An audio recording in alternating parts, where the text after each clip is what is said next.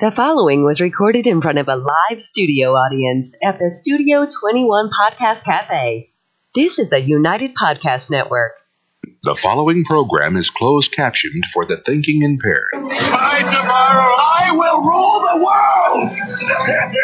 You think he's gone? He's not gone. That's the whole point. He's never gone. Is this some radical new therapy? You see? Well, I must have not been paying attention when you were just talking. That's it. That's all we got. Okay. Wow. Hey, how are ya? How's everything going? I'm Tom Duggan. This is our little paying attention podcast that we do every week here at the Studio 21 Cafe on the second floor of Two Guys Smoke Shop. I want to thank Dave Garofalo for partnering with us to help us get this little podcast thingy going every Thursday at 2 o'clock. We're at 2 hours today, and we've got a little surprise for you after the news, so I'll announce that when Fred and Meredith finish. Got a lot of things to talk about. There's a military parade that the president wants to have, and those who hate America are certainly spending an awful lot of time trying to find an excuse against it. I'm not even going to do a preview. I want to thank all our sponsors and our advertisers. I'll do that a little bit more later. Which way am I looking? Oh, okay. But Fred and Meredith are here with news. Hey, and Tom. Good to see you. Wow, look at you. We were making bets before she got here whether she was going to be wearing red or black. And I'm going to have to wear red every time now. Really happy she was wearing. Yeah, I was really happy she was wearing red. All right. Ira, I don't think is coming. Keanu, I think, is going to be here later. So, also our guest today. We've got a great guest before we start news. Superintendent Receiver of the Lawrence Public Schools, Jeff Riley, is going to be joining us. Jeff resigned as the Superintendent Receiver about a month and a half, 2 months ago, if my timing is correct. And shortly after that, he has been tapped by Governor Charlie Baker to be the head of the Department of Education for the state. So he couldn't work with Dan Rivera, and he left. And Charlie Baker tapped him to run the entire Department of Education. How about that? So he's still going to be making decisions about Lawrence. Right. Just Dan Rivera can't override him anymore. Yeah, exactly. So what do you got for news, guys? All right, let's get to it. Well, we're starting off today with some sad news. The Valley Patriot is reporting that local veteran Robert T. McCann has passed away at the age of 87. Bob was born and raised in Lawrence. After graduating from Lawrence High School in 1952, he found his calling for public service. Throughout his life, he found great joy in serving his family, his community, and his country. As a young man, Bob honorably served his country in the U.S. Marine Corps. He later returned to Lawrence and served as president of South Lawrence Little League, coaching and mentoring hundreds of kids all over the region. He was involved with several veterans organizations, including serving as the commandant of the Merrimack Valley and Massachusetts Marine Corps League. In addition, Bob spent more than 20 years fighting for veterans and their families as director of Veteran Services in Lawrence. Perhaps his proudest accomplishment was seeing the construction of 3 veterans memorials on Lawrence Common and the Veterans Memorial at St. Mary's Cemetery in Lawrence. Bob and his service to our nation and the community are featured prominently in your book, Heroes in Our Midst. Mm-hmm. Is there anything else you'd like to say about him? You know, I knew Bob McCann very, very well. I knew him even as a kid. And he was the guy, everybody knew him, but they didn't really know him because he was everywhere. He was at the Little League games. He was at City Hall meetings. He was also a Veteran Services Coordinator for the city of Lawrence. So we ran into him an awful lot. I remember when he called me and said that he wanted to put up a monument to the Korean War veterans in Lawrence because we didn't have one. And he was really stressed out about the monumental task of trying to get the funding and trying to get it done. I was there when he and Charlie Body unveiled that, probably in 2000, maybe 6 or 8, if I'm remembering right. He was just so proud that, and he said to me that day, long after I'm dead, these things are going to be here to honor the veterans who served in these wars. And he said, this is like one of my proudest accomplishments of everything I've ever done. And he was a really good guy. And I know whenever someone dies, right, you get the same narrative on the news. Right. Everyone loved him. Right. He brought a smile to everyone's face. He lit up every room he walked into. But Bob was a good guy because he always was out there doing things for the community, not himself. Yeah. And never looked for, like, I remember when I called him and said, I want to do a story, Heroes in Our Midst, I want to honor you. And he said, I worked in a warehouse in the U.S. Like, I didn't even really get, sent abroad. I didn't do anything heroic. And I said, yeah, but, look at all the things that you've done since you got out of the military for other veterans. That's the whole reason we do Heroes in Our Midst on the front page of the Valley Patriot every month is to honor veterans that not only went off and fought for their country or joined the military to fight for their country, but then when they got out, they continued to serve. They continued to do things for other veterans. And he really didn't believe he deserved that award. And he called me afterwards and thanked me and repeated that he didn't think he deserved the award because we were honoring other like World War II guys that stormed Normandy. Sure, yeah. And he's comparing himself to that. I compare him to the snot-nosed kids out there that are holding signs about global warming. That's who I compare him to. Right. Not the guys that stormed Normandy. He was a hero, and I was glad to have him in my book. I was glad to give him a copy of the book. Actually, I think he bought the book. I found out afterwards. I was like, I would have given it to you because the book is free for veterans, especially veterans that are in it. Yeah. And just chat with him a little bit. And he gave me, I wish I'd brought it. It's in my car. He gave me a picture of him in a silver frame the day that he enlisted. I never gave it back to him. And I kept calling his son-in-law, Mark DeFruscia, over the last couple of years because we talk about other business stuff and say, listen, I got to get this picture back to Bob. Yeah. And I know he when he gave it to me, he said, this is like really important. I really need this back. And I never got it back to him. So we're going to bring it to his wake. Yeah. We're going to put it up at his wake. Wow. And so at least his family can have it. Yeah, that's awesome. Nice. Yeah, we're gonna miss Bob. Bob was he lived in Methuen the last, I don't know, maybe 10, 15 years of his life. But that guy was dedicated to the city of Lawrence like nobody else I've ever met. And he deserves all the kudos he can get. So... Well, Tom, it's tough to follow a story like that, right? But we're going to turn down at Washington, D.C. Yep. Now, you know Nancy Pelosi. You know who she is. Yeah, I've heard of her. She's a little nuts. Well, so you know that she's someone who's not usually at a loss for words, right? Yep. Well, she especially wasn't at a loss for words yesterday because she took to the floor of the House of Representatives and she spoke for 8 hours straight. Wow. So her filibuster came as she argued for more protections for illegal immigrants here in the United States. Because that's important. Well, yeah. Screw the veterans. Screw the cops and the firefighters. Education, that's not important.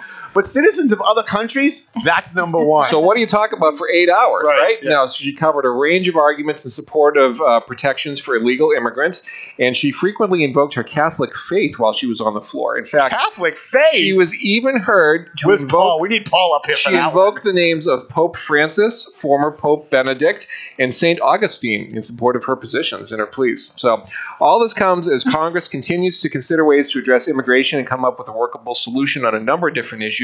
And of course, there are midterm elections that are looming this fall. This is a woman who's for abortion on demand up to 3rd grade.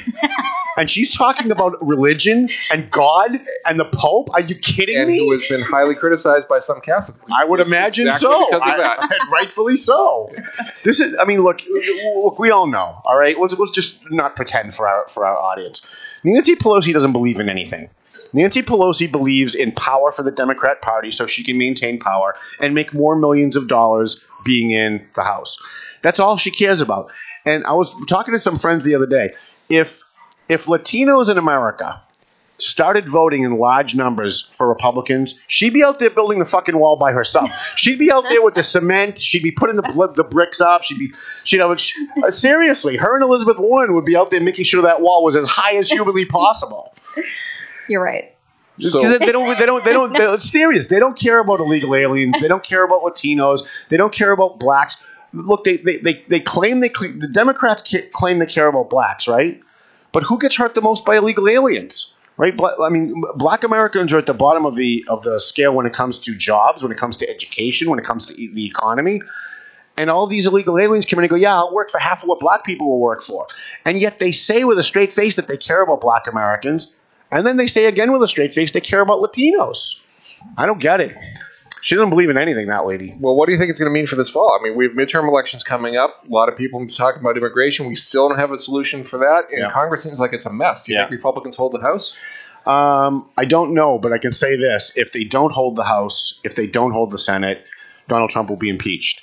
So anybody who's voting for a Democrat in the mid-year election is voting for impeachment of Donald Trump, period. And they're not even hiding it. Maxine Waters called for him to be impeached before he even took office. Mm-hmm. So this is just really about hatred. It's about hating Donald Trump because he doesn't have the political belief that the propagandists on the left have foisted on us for the last 10 years. And he, just by his existence, blows that out of the water. So, anyways. All right. So we're going to be talking a lot about education today. We know. So with that in mind, we're turning our attention to the city of Haverhill, where the search for a new superintendent of schools has produced a list of 3 finalists.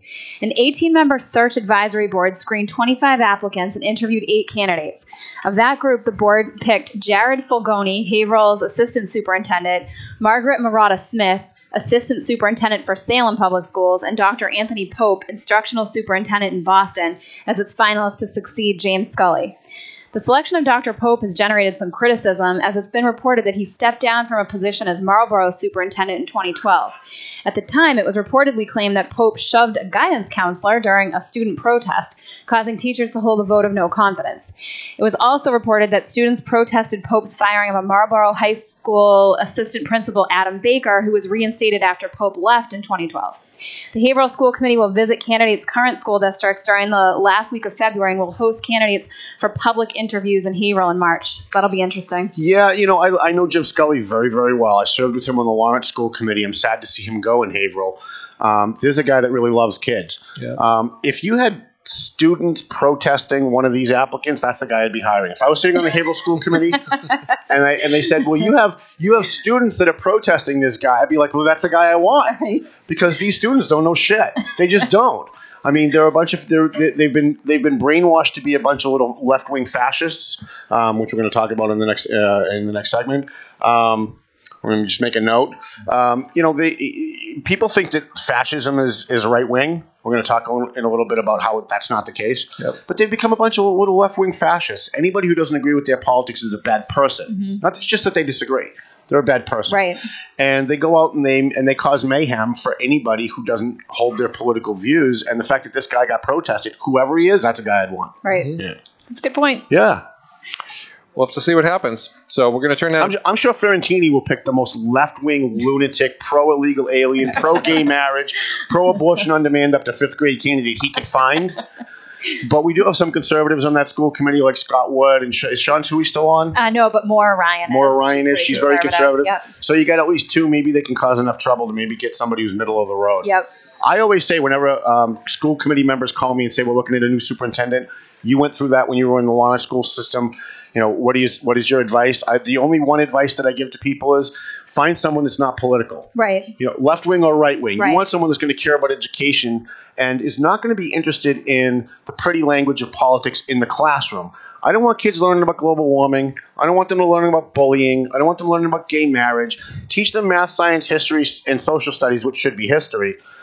And when you can do that right, which they're not doing, right? If you can do that right, then we can have a conversation about global warming and this other political stuff. But we're graduating kids that can't speak, read, and write English. Right. So do your job first. Right. Then we'll talk about the politics. Yep. So, well, when there is a pick, we'll have it to report here and paying attention. And I appreciate that. Absolutely. Maybe you can get the new guy on. That'd be great. We should try. We'll have him come on. We'll ask him about politics. He'll be all flustered. Maybe later this spring. Like Jeff Riley. So, Tom, we're going to turn now to Beacon Hill, where there's a power struggle in the Mass Senate. Really? There is. Wow. So, Democrats in the Senate decided to keep Senator Harriet Chandler as their leader through the end of this year, instead of allowing embattled state Senator Stan Rosenberg to reassume that post. Now, Rosenberg, as you may recall, stepped aside as Senate president in December amid allegations of sexual assault and improper influence against his husband, Byron Hefner. Against what? Against his husband, Byron Hefner. All right. So under the latest move, Chandler will stay on as the leader of the Senate through the next state election, which is this fall. So when there's a new Senate that's picked and sworn in January 2019, she will step aside and allow a new Senate president to be chosen. Chandler also will not be referred to as the acting Senate president anymore. They're going to drop that from her name, and that's going to reinforce her authority over the Senate. Yeah, Democrats really care about titles. They do. They don't really care about doing anything, but they obsess on titles and what you call things. That's right. So. Now, Tom, it's unclear what this is going to mean for Rosenberg long term. He should be in jail, is what he should be. The Boston Herald has quoted State Senate Senator Barbara L'Italian, an Andover Democrat who's now running for Congress, as saying, quote, "I think most agree that it would be difficult, if not impossible, for him to return to the Senate presidency, but I can't say that that's a unanimous feeling," end quote. State Senator Eileen Donoghue has said that she would be interested in becoming the next Senate president should there be a vacancy in that office after Chandler leaves. God help us and all. Several other members have also expressed their interest. I think they should just get Kim Jong-un and have him come to the Senate and have him preside over the Senate, because there's really not a whole lot difference. I mean, Kim Jong-un hates America. The Democrats in the Senate hate America, right? Kim Jong-un wants to take away people's right of free speech. The Democrats in the Senate want to take away people's right of free speech. There's really not a whole lot different. The only difference is the Democrats in the Senate aren't killing people yet. But they are for abortion on demand up to 3rd grade. So, I mean, there's that. Well, this is kind of the latest in a series of problems, if you will, that have besieged the leaders of both houses in the Massachusetts legislature over the years. What do you think it's going to mean for the Democrats as they try to hold on to their solid grip in power? In Massachusetts, they'll never lose their solid grip on power in Massachusetts. Do you think it'll affect it at all? No. It's too Massachusetts is so corrupt that every single speaker we've had has gone to jail, and now we've got hopefully a Senate president going to jail, and I'm sure that next Senate president will go to jail too. Part of the reason for that is in order to get to that position, you have to be corrupt. You have to take payoffs. You have to give contracts to contributors, or you don't get there. And so every time I see someone get elevated to the position of speaker or assistant speaker or president, Senate president, I put them on my blacklist, and I start, digging. And anytime something falls on my desk, I make sure that I dig into that, because Beacon Hill is a cesspool, and they come out and they say we support Black Lives Matter because cops are evil and they're a bunch of racists. And then they turn around and they pass a bill that gives cops more power to pull people over, especially black people, like we talked about a couple of weeks ago, like the hands-free driving bill. If they were really concerned about cops having too much discretion to pull over black people for being black, they wouldn't be voting unanimously, by the way, to have a bill, to have a law where cops can now pull you over because they saw you look at your phone. Right. If you get a taillight out, you can prove you didn't have a taillight out. Right. If you were speeding, you might be able to prove, or at least. But if they say you were touching your phone while you were driving, well, you've got no recourse at all if you're a black guy who's being targeted by those evil white cops in Massachusetts that are just looking to gun down black men for fun, right? So, I don't know. They don't believe in anything. Really, the Republicans aren't much different. They're not much better. They are better, but not much better anyway. Speaking of Beacon Hill, I just started Lenny Mira's new book. Is it great? It is fantastic. He hasn't introduced you yet, as far as I've gotten into it, but it is great. It's really great. When you get to my character in the book, who he called Tom Duggan, I never laughed so damn hard in my life. The way he described the CAP studio. The first scene that I'm in the radio station when I used to do my show on CAP. And he described the CAP studio like rats running around and boxes. And she's walking through the lobby thinking like maybe she's going to get raped. And all of that is true. All of that is true. So I laughed my ass off through both of those chapters. I'm loving it. Everyone should download his book. It is fantastic. It's called Boston Sort of Legal. Yes. Lenny Mira and Tim. I can't wait for the next one. I'll post a link on my Facebook page too. Well, Tom, we do have some good news out of Beacon Hill, or at least some happier news, right? Treasurer Deb Goldberg is I love her. She's a Democrat, but I love her. She is. She's hosting a special guest at her State House office this week. Now, can you guess who that is? It's not Tom. Could be. It's not me? Tom. No, it's not Lenny Mira that we know of. No. The guest is Lucky. Now, Lucky is actually a lottery terminal. And it's the terminal that produced the record-setting $758 million winning Powerball ticket last August. Now, visitors will have the opportunity to actually meet Lucky and have their photo taken with it.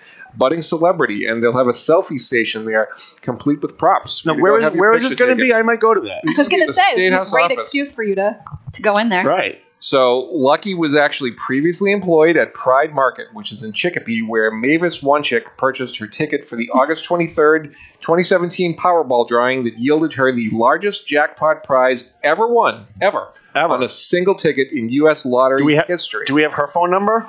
No, because we could use some sponsors. I don't think she's going to be there. Probably long gone. No, you can't have your picture taken with her, but you can have your picture taken with the machine that started it all. Gotcha. So there you go. And finally, we have news that Dunkin' Donuts has announced plans that is ending its practice of giving people double coffee cups. Aww. And it will do away with its foam coffee cups by 2020. Yeah, because we got to save the planet, right? Because getting rid of coffee cups is going to do it. One cup at a time. The whole planet's going to be fine if we just get rid of the coffee cups. Yep. Change our light bulbs, get rid of coffee cups.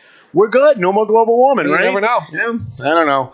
All these fads, all these stupid fads that everybody follows, and they all think they're being plastic cool. Bag. Yeah. Mm-hmm. Didn't Cambridge ban plastic They're bags? all doing it. Gabriel's looking at it right now. And I hear that they're also trying to ban plastic water bottles, too. Oh, yeah. That's a big thing. Yeah, that's phenomenal. And so, what are we supposed to do? Right. Yeah. I don't know. I love these environmentalists. They go out and they hold signs for global warming and they don't do anything else. Like they cry about plastic bottles and all that other stuff. But, what are they really doing for the planet? Not really nothing. Right. Yep. I did some research when I was in college about interesting because I'm in the newspaper business now, about newspaper recycling. Mm-hmm.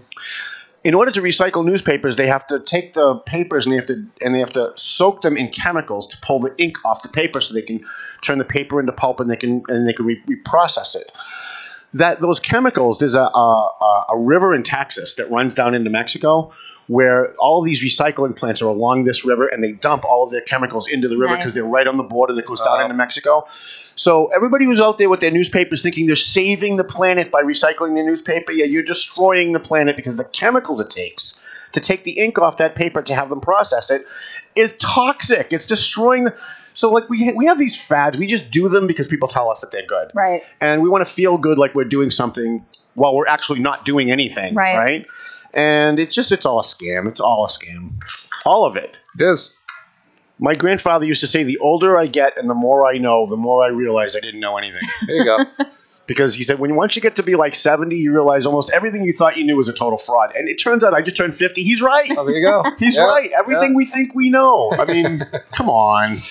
So that's all you guys had for news? That's all we have. We're going to find a way to keep Meredith up here longer. Right? And you are in the same color as the young lady that came with Jeff Riley, too. She'll be hopefully up here, too. We told Jeff Riley he had to come with beautiful Spanish women from the Lawrence school system. And he never disappoints. Never. So we're going to have him up here in a couple of minutes. So that's all you guys have? Now, that's all we got. Tell us what you guys do and why you're here. All right. This is always my job. I just like hearing you say it. Well, we are partners at Lyric Consulting, which is a communications and marketing firm located in the Merrimack Valley, and we also operate our own real estate brokerage known as Lyric Properties.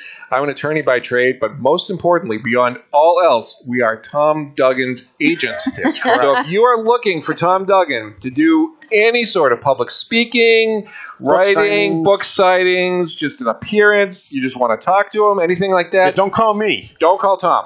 We know where to find him 24/7, anytime. We know where he's hiding out. We'll find him for you. And I'm going to give you guys, I'm putting together some ad crossover packages for people that want to sponsor the show and buy ads in the Valley Patriot. So you can do both. You could do... It carries you both ways. You get add the paper, sponsorship of the podcast. Right. And you get the bonus of we'll give you ads on the valleypatriot.com news stories. That's a good deal. So a breaking news story happens tomorrow. There's a shooting in Lawrence. We put it up. Your ad will be on that story. Well, and you're always very good about sharing sponsors on your Facebook, which has a ton of followers. Yeah. 11,000 people follow us on Facebook. Wow. Nice. That's a lot. That's great.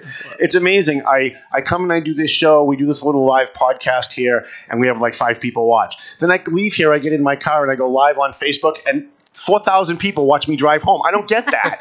Like, how does that? How does that make the same thing? How does that make any sense at all? Like, this is substance. We're actually doing stuff here. 5 people care. If you're looking for the after show, it's everything you forgot to say during the show. You do it on the way home. Yeah, they want to hear me. They want to hear me drop the F-bomb, which I'm trying to do less and less on this show. Well, that's good. We appreciate that. But when I was told that we were a podcast and I could swear as much as I wanted to in the first couple of shows, I kind of let it out. That was bad advice. It was bad advice. Don't tell Tom that.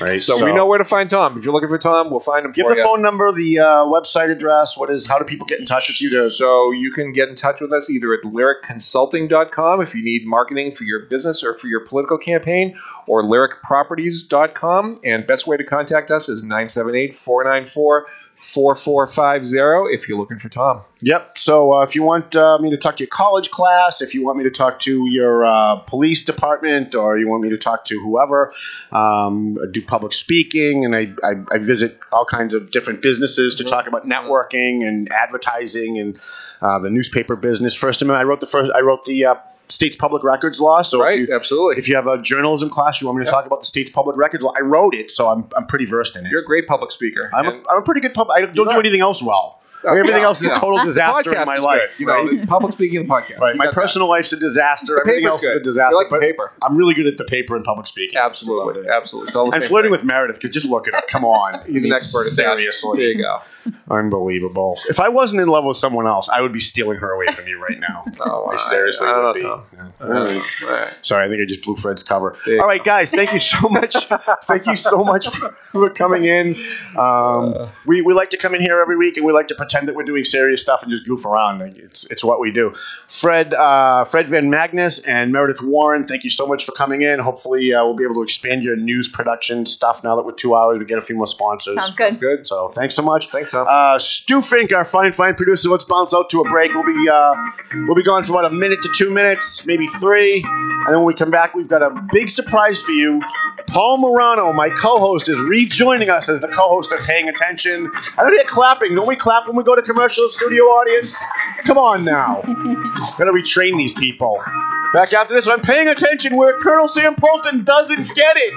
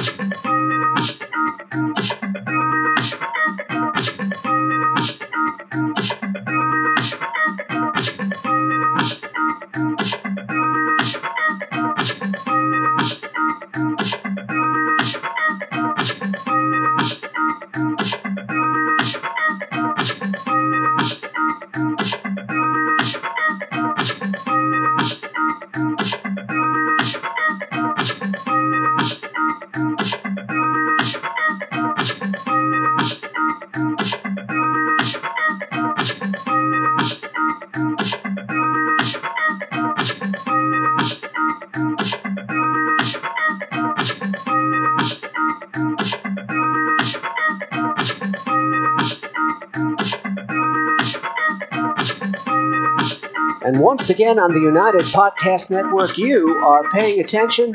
And here's your host, Tom Duggan. That's what they tell me. Hi, how you doing? We have this little podcast thing that we do here every week on Tuesdays from 2 to 4 at Studio 21 Podcast Cafe on the second floor of Two Guys Smoke Shop. I want to thank Dave Garofalo for partnering up with us to try and get this going. We're always looking for sponsors. See the ads at the front on the desk? Those are sponsors of the show. It's like for as low as $50, you could be sponsoring the show every week. Please get in touch with us. You can email me at valleypatriot@aol.com, or you can find me on Facebook. We have a great crossover package.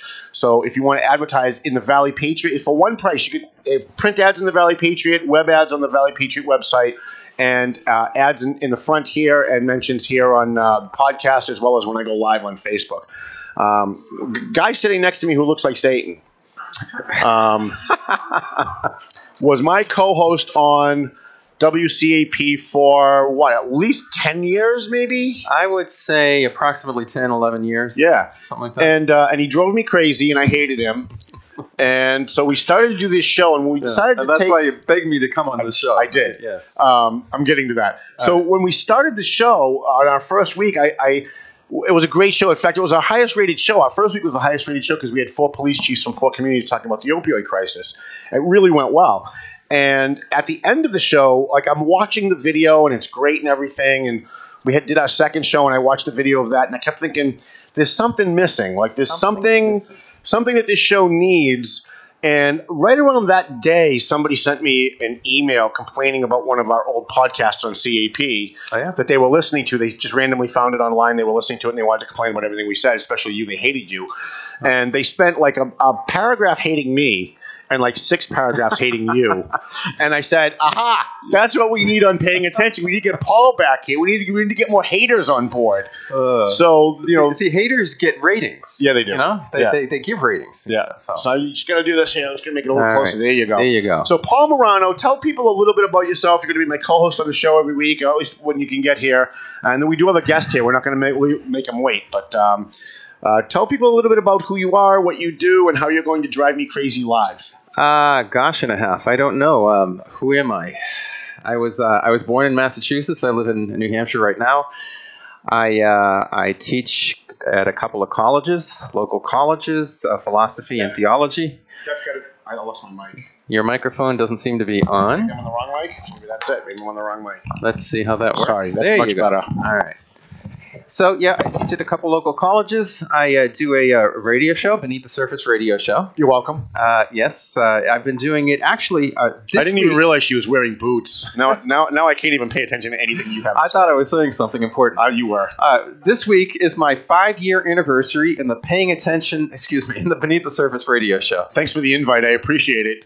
And, of course, You'll notice that I invite Paul on my show, but I don't get invited on his show. I invited you a couple times. You reneged, and only so I couldn't get you on. Only because you won't let me call in, right? I'd love to be a guest as a call-in, but I don't want to go into the studio and have to see Colonel Sam Polton because I'm still really, really angry at the guy. I don't want to. We know what he does. He'll come in while I'm on the air, and he'll linger on the other side of the glass, and he'll make everybody uncomfortable. And then when we go to a break, he comes in and he starts a fight. And then we go back on the air and everybody's all pissed off, which makes for a great show, but it's not good for my staff. Not for nothing, but for the past 4 years, I have not seen him. Right, because I'm not there. At all. If I was there, he'd be lingering behind the glass on every show. Okay. All right. Here's a guy who not to dump on Colonel Sam, right? But here's a guy who, when we were doing radio, literally suspended me from the show because I said I wish Barack Obama would die in his sleep. That was enough to suspend me from no free speech whatsoever. I didn't say I wish somebody shot him. It wasn't like a call to violence or anything. But because he's a left-wing puking, left-wing liberal and loves Barack Obama and is constantly sucking up to Elizabeth Warren and the Democrats, he didn't want the Democrats to hear me say that on his show and call him and get all upset, so he suspended me. And that was really like the beginning of the end of me at CAP because I put up with a lot of shit there, but I'm not going to put up with people censoring my show. I'm just not doing that. You got along with Colonel Sam for the longest time. We did. So, and I think there's still when he kept his word. When he kept his word, we got along. We had one agreement at CAP, and I'm sure you remember it. Yes. No matter what happens, when I turn the microphone on, it's my show. And no one tells me what to say and what not to say, even if I'm picking on you.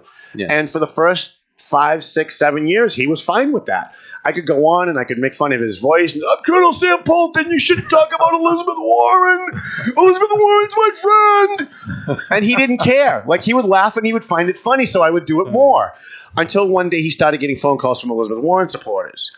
And then all of a sudden he was micromanaging every flipping thing that I said on the show until he started suspending me for stuff. So now we're here, and people don't have to have to worry about getting raped when they come in. They don't have to worry about rats running around the studio. It was pretty good days. Well, just to go the opposite way, if anybody wants to listen to WCAP from 10 to 11 p.m. on Monday evenings, Beneath the Surface Radio. Yes, and when is Cindy on? One of our Cindy is right after us. Yeah. So at 11? Yes. 11 o'clock on Sunday nights. On Mondays. Mondays. Or Monday nights. I'm sorry, I apologize. So it used to be Sundays. The first year, it was Sundays. That's when I used to see Colonel Sam because I went right after his show. Right. So we were scrambling to get him out of the way. And, he's not a bad guy. He's just too much of a political whore to do any business with the guy. I mean, politics is more important to him than money. I literally walked in with $3,000 worth of checks for sponsors for the show, and then he yelled at me for an hour about something I said the week before, and I'm like, I just fucking handed you money. What are you doing? What are you doing?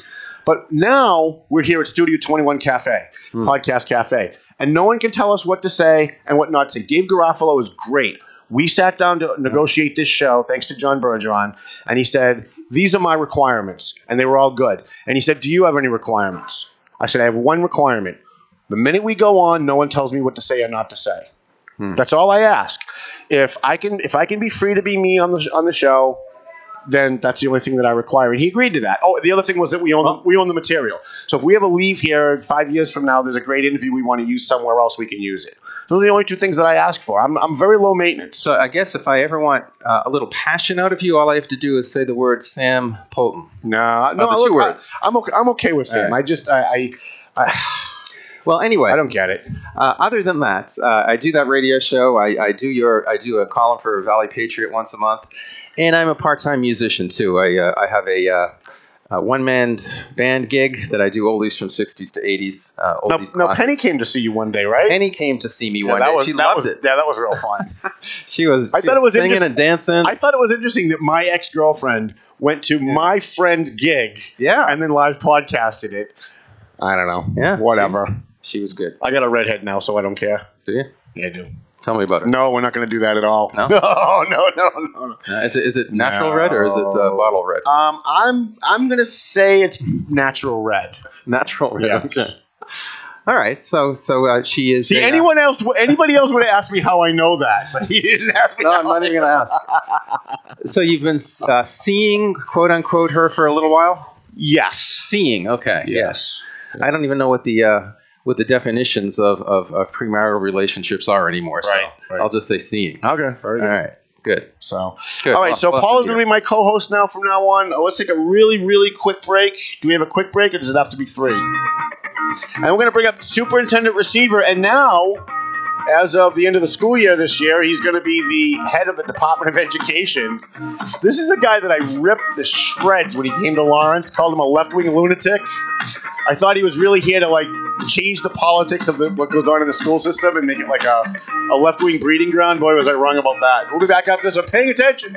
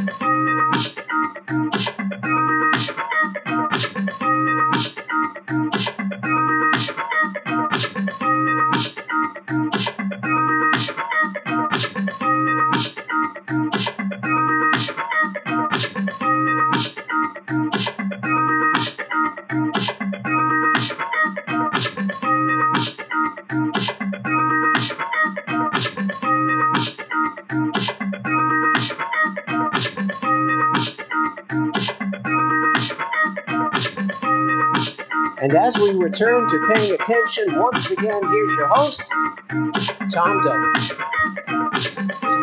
That's what they tell me. You guys are supposed to clap when we come back from breaks. I don't know why I have to keep reminding people of that. Let's do it. All 5 of you. All right, very good, very good. Settle down. Welcome back to the Paying Attention podcast. Tom Duggan and Paul Murano, my co-host. We have a great guest today. And I think the reason why it's great is because he hasn't taken the job yet, so he can probably say stuff he's not going to be able to say once he takes it, once he's officially in there. Jeff Riley came on 5 years ago, 6 years ago. He was appointed when the Lawrence School Committee became so incompetent that they couldn't run their own schools anymore. Charlie Baker came on board and as the governor and said, we're going to appoint a receiver from the state to run the Lawrence schools. And what he did was he took away the power of the Lawrence School Committee to make any decisions at all. So even though we have a school committee in Lawrence, it is really more like an informational board. They don't take any votes, and if they do, it's not legally binding. They're not in charge of hiring and firing. They're not in charge of budgets. They can't approve spending. In fact, I've had school committee members call me and complain that they can't even get information. And that's because basically they're not the school committee anymore, right? I mean, why do they need to get information? They're an advisory board. Some stuff you should give them. Some stuff you probably shouldn't give them. When Jeff Riley came on board that first year, I was getting all kinds of phone calls from people who just hated you, just viscerally hated you. And the first one I got was, he's not even, in fact, I got an email yesterday, he's not even certified as a superintendent. So, and this came from a school board member, so I figured the school board member must know what she's talking about. And I didn't bother to do the research, like the Eagle Tribune never does. And I paid a very heavy price for it because I wrote this big story about Jeff and how he was a left-wing lunatic and he wasn't doing any of the stuff he's supposed to be doing. And on top of that, he's not even a superintendent. And I ran into him probably about 6 months later, and he said, not for anything, but I actually am certified. I don't know where you got that. And I said, why don't you pick up the phone like the minute that story hit, so that we could correct it for our readers. We want to make sure we have the right information. Whether I'm ripping you apart or not, I want to make sure that our information is right. And he said, well, I'm here to run education. I'm not here to be liked. I'm not here to correct every wrong news story. I'm an education guy. I'm not a public relations guy. And a light bulb went over my head, and I thought, I think I have this guy totally, totally wrong. Let's give him an opportunity. Let's give him a second chance to get in my good graces and convince me that I'm wrong. And so we sat down, we did a couple of interviews for the paper, and I looked up every single thing he told me. I dug into everything he told me, and everything he told me was right. So I want to start off with our interview today, Mr. Superintendent, former soon-to-be commissioner, apologizing to you because we had you wrong. And I don't mind saying that I know most people don't want to ever say when they're wrong, right? Because they think somehow it makes them a bad person. I don't mind admitting when I'm wrong. In fact, I like admitting when I'm wrong because we get the right information out to our viewers, out to our listeners, out to our readers. And as far as I'm concerned, the most important thing is that my readers and my viewers have the correct information. So welcome to the show, and we apologize. Wow, I'm shocked. Am I done? Can I go? Yeah, it's not going to get any better. It's only going to go downhill from here. It was an interesting time, right, Tommy? When I came, I think I was appointed actually by Valley Patriot. Oh, I'm sorry, Valley Patriot. Not Governor Baker, and given the authority of both the superintendent and the school committee, and that was a lot of authority. And we chose, I chose not to use all the authority I was given because I wanted to work with people, and which turned out to be a mistake, right? Well, I don't think so. I think don't be modest. No, we kept the school committee. The school committee was very functional for several years. We had some attendance issues and some other issues recently, but I think there's an opportunity, for them to right the ship in the future. We'll see. But at the end of the day, we did a lot of work with people. We hired a lot of people from Lawrence who came back, a lot of our college graduates to teach in the district, and that's why I think we got some results and some things done. Now, your biggest conflict that I've seen since you were appointed to be the receiver for the city of Lawrence was the unions, right? Well, the unions that were saying, hey, no, look, we need an extra $15 because you put an extra step in front of City Hall and we have to go to a meeting. Like everything that you did, they wanted more money for, they wanted more benefits for, and they were, in my opinion, sucking the money out of the Lawrence public schools where it should be going to the kids, and it was really just going to benefits and bennies for them, right? So, I think we certainly had some clashes. They filed some unfair labor practice charges against me. We were able to eventually come to an agreement on a contract that I thought was reasonable. I'm not against unions at the end of the day, as long as it's about kids first and not adults first. Right. And that's kind of where I come down on that. It doesn't seem to me that Frank McLaughlin cares about kids first. I don't know. I think Frank has been fairly supportive of the district in the last few years. Who are you? He does. Who are you? Who is this guy? We go to coffee, I get a totally different story. That's not true. I'm sorry. Come on, behave. I'm sorry. So, all right. So, Paul, do you have any questions for us, Superintendent? What went wrong? For me to come? For receivership to happen? Or Yes. I think, as Tommy said, there was a dysfunctional school committee. They tried to show me the tapes. I never watched them. I wasn't interested in the past. The graduation rate was at about 51%. Less than half the kids were graduating 4 years. The test scores were legitimately the lowest in Massachusetts. And so... What do you attribute that to? I mean, I'm sure there's now that you've been here for 6 years, you must have a good idea. There's 100 reasons, but if you were to just take one or two, what might they be? I think there was a failure of leadership. And if you look and see what I did when I first came, I took 6 months to kind of assess the situation. A lot of people wanted me to fire everybody and turn it into charter schools. But I actually saw there was a lot of good people in the teaching ranks. And so, I mean, we looked at the bottom 10% of teachers that weren't really doing well by kids, and we had to make some tough choices. But we kept 90% of the teachers. I did replace 50% of the principals. I felt like there was a real leadership vacuum there, who weren't very welcoming to our kids, who kind of were just doing business as usual and weren't having kids at the center of what we were trying to get done. And I think it was that failure of leadership. Obviously, there had been issues with the previous superintendent and the school committee that was adding to the dysfunction, but there was a lot of talent inside Lawrence. And if you look at what's gone on with the progress, a lot of it's been made by having Lawrence people come back in and support their school system, particularly young Latinos who have graduated from college and come back to be teachers. Right. I've always said that Lawrence is designed to fail and will always fail until Latinos, second, third generation Latinos who grew up in Lawrence, went off and got a job somewhere else, moved to Boston, New York, California, come back to Lawrence and start investing in Lawrence. When that happens, Lawrence has a chance to succeed. And you're saying that your tenure as superintendent, you've seen that actually happening in the school system. Absolutely. You've seen great young people come back to their community and support the schools, and I attribute a lot of the gains to that. Yeah. And that, I mean, like with any place, right? If people can come back and be part of the fabric of the community, particularly professional people who want to come back and work on behalf of all the kids, that's the recipe for improvement. Now, you're going to be the Commissioner of Education for Massachusetts. I got some stuff for you. I'm sure you do. My biggest problem, and I mentioned it at last week's show, I don't know if you saw it, my biggest problem with education in America is that we are teaching politics in the classroom, and we're not teaching history. We are not teaching English. We are not teaching math, not adequately. And teachers are hired to teach subjects. They're not hired to teach anti-bullying campaigns, global warming, gay marriage, acceptance, feeling good about yourself, self-esteem classes. That's not why we have public education. That's what it's become. And if you're going to be the Commissioner of Education, what I'm going to be looking at from you, and again, I'm only one guy, right? But what I'm going to be looking at from you is to get rid of all this politics in the classroom. Look, when they can graduate, when 90% of the kids graduating from a public school can read, write, and speak English, can balance a checkbook, can get a job, can get into a 4-year college, and then you want to talk about global warming, that's a discussion we can have if you want to teach global warming in the schools.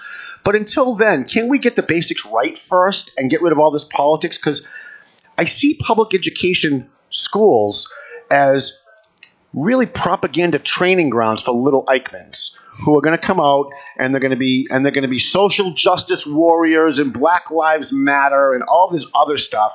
If they want to learn that at home, if they want to learn that in their neighborhood, if they want to learn that in their church or in their social groups, fine. But in the public schools, we should be teaching them the basics, and we should be doing that right before we do any other stuff. What do you think about all that?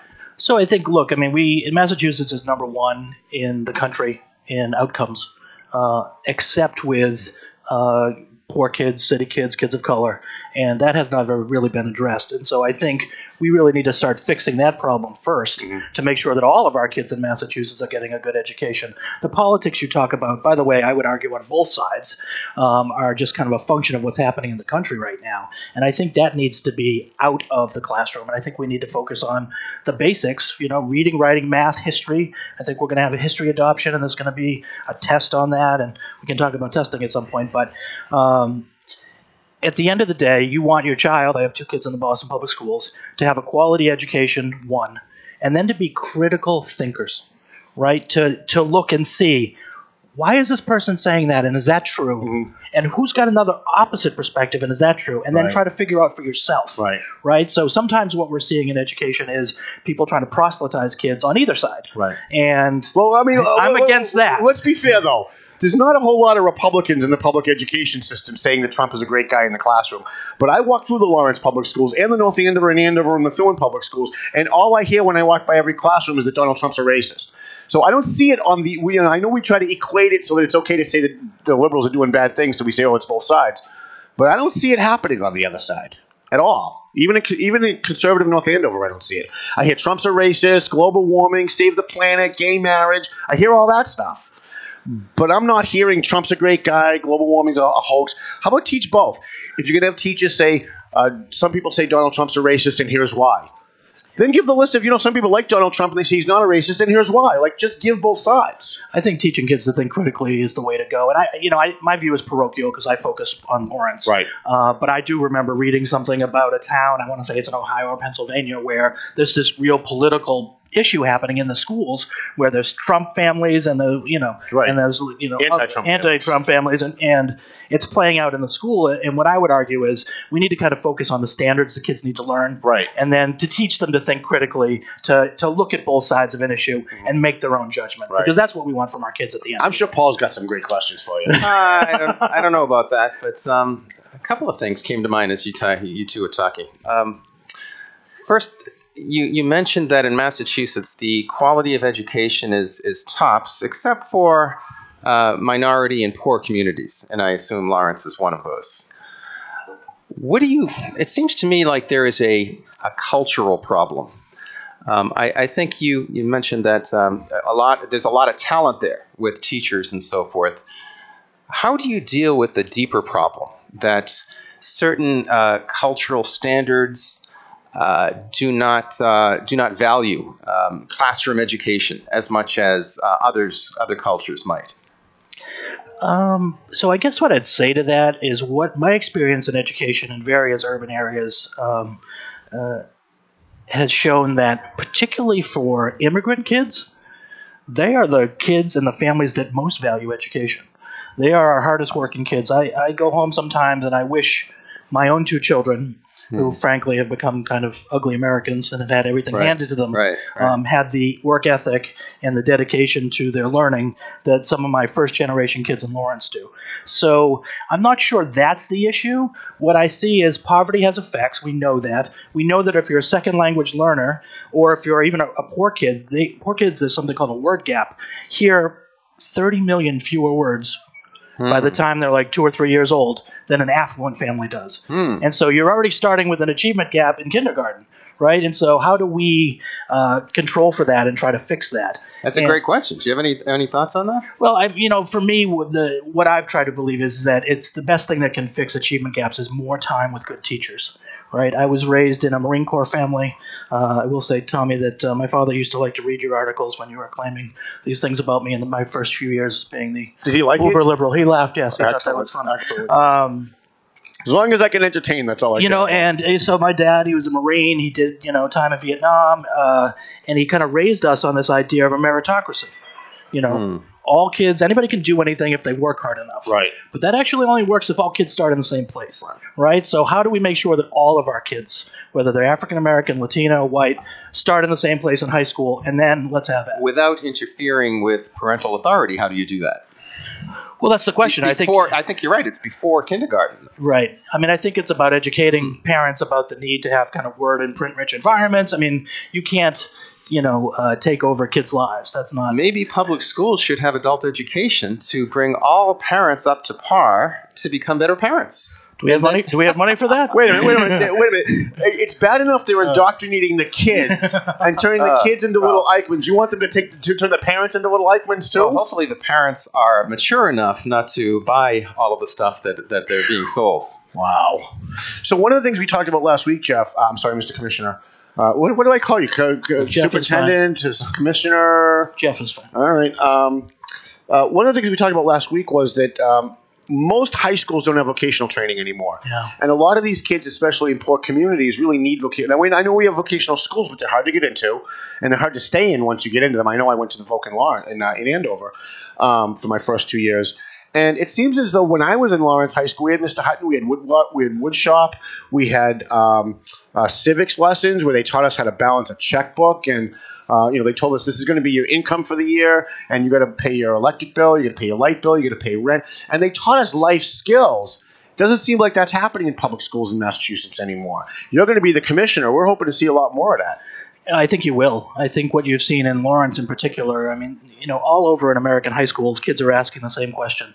What does this have to do with the real world? Right.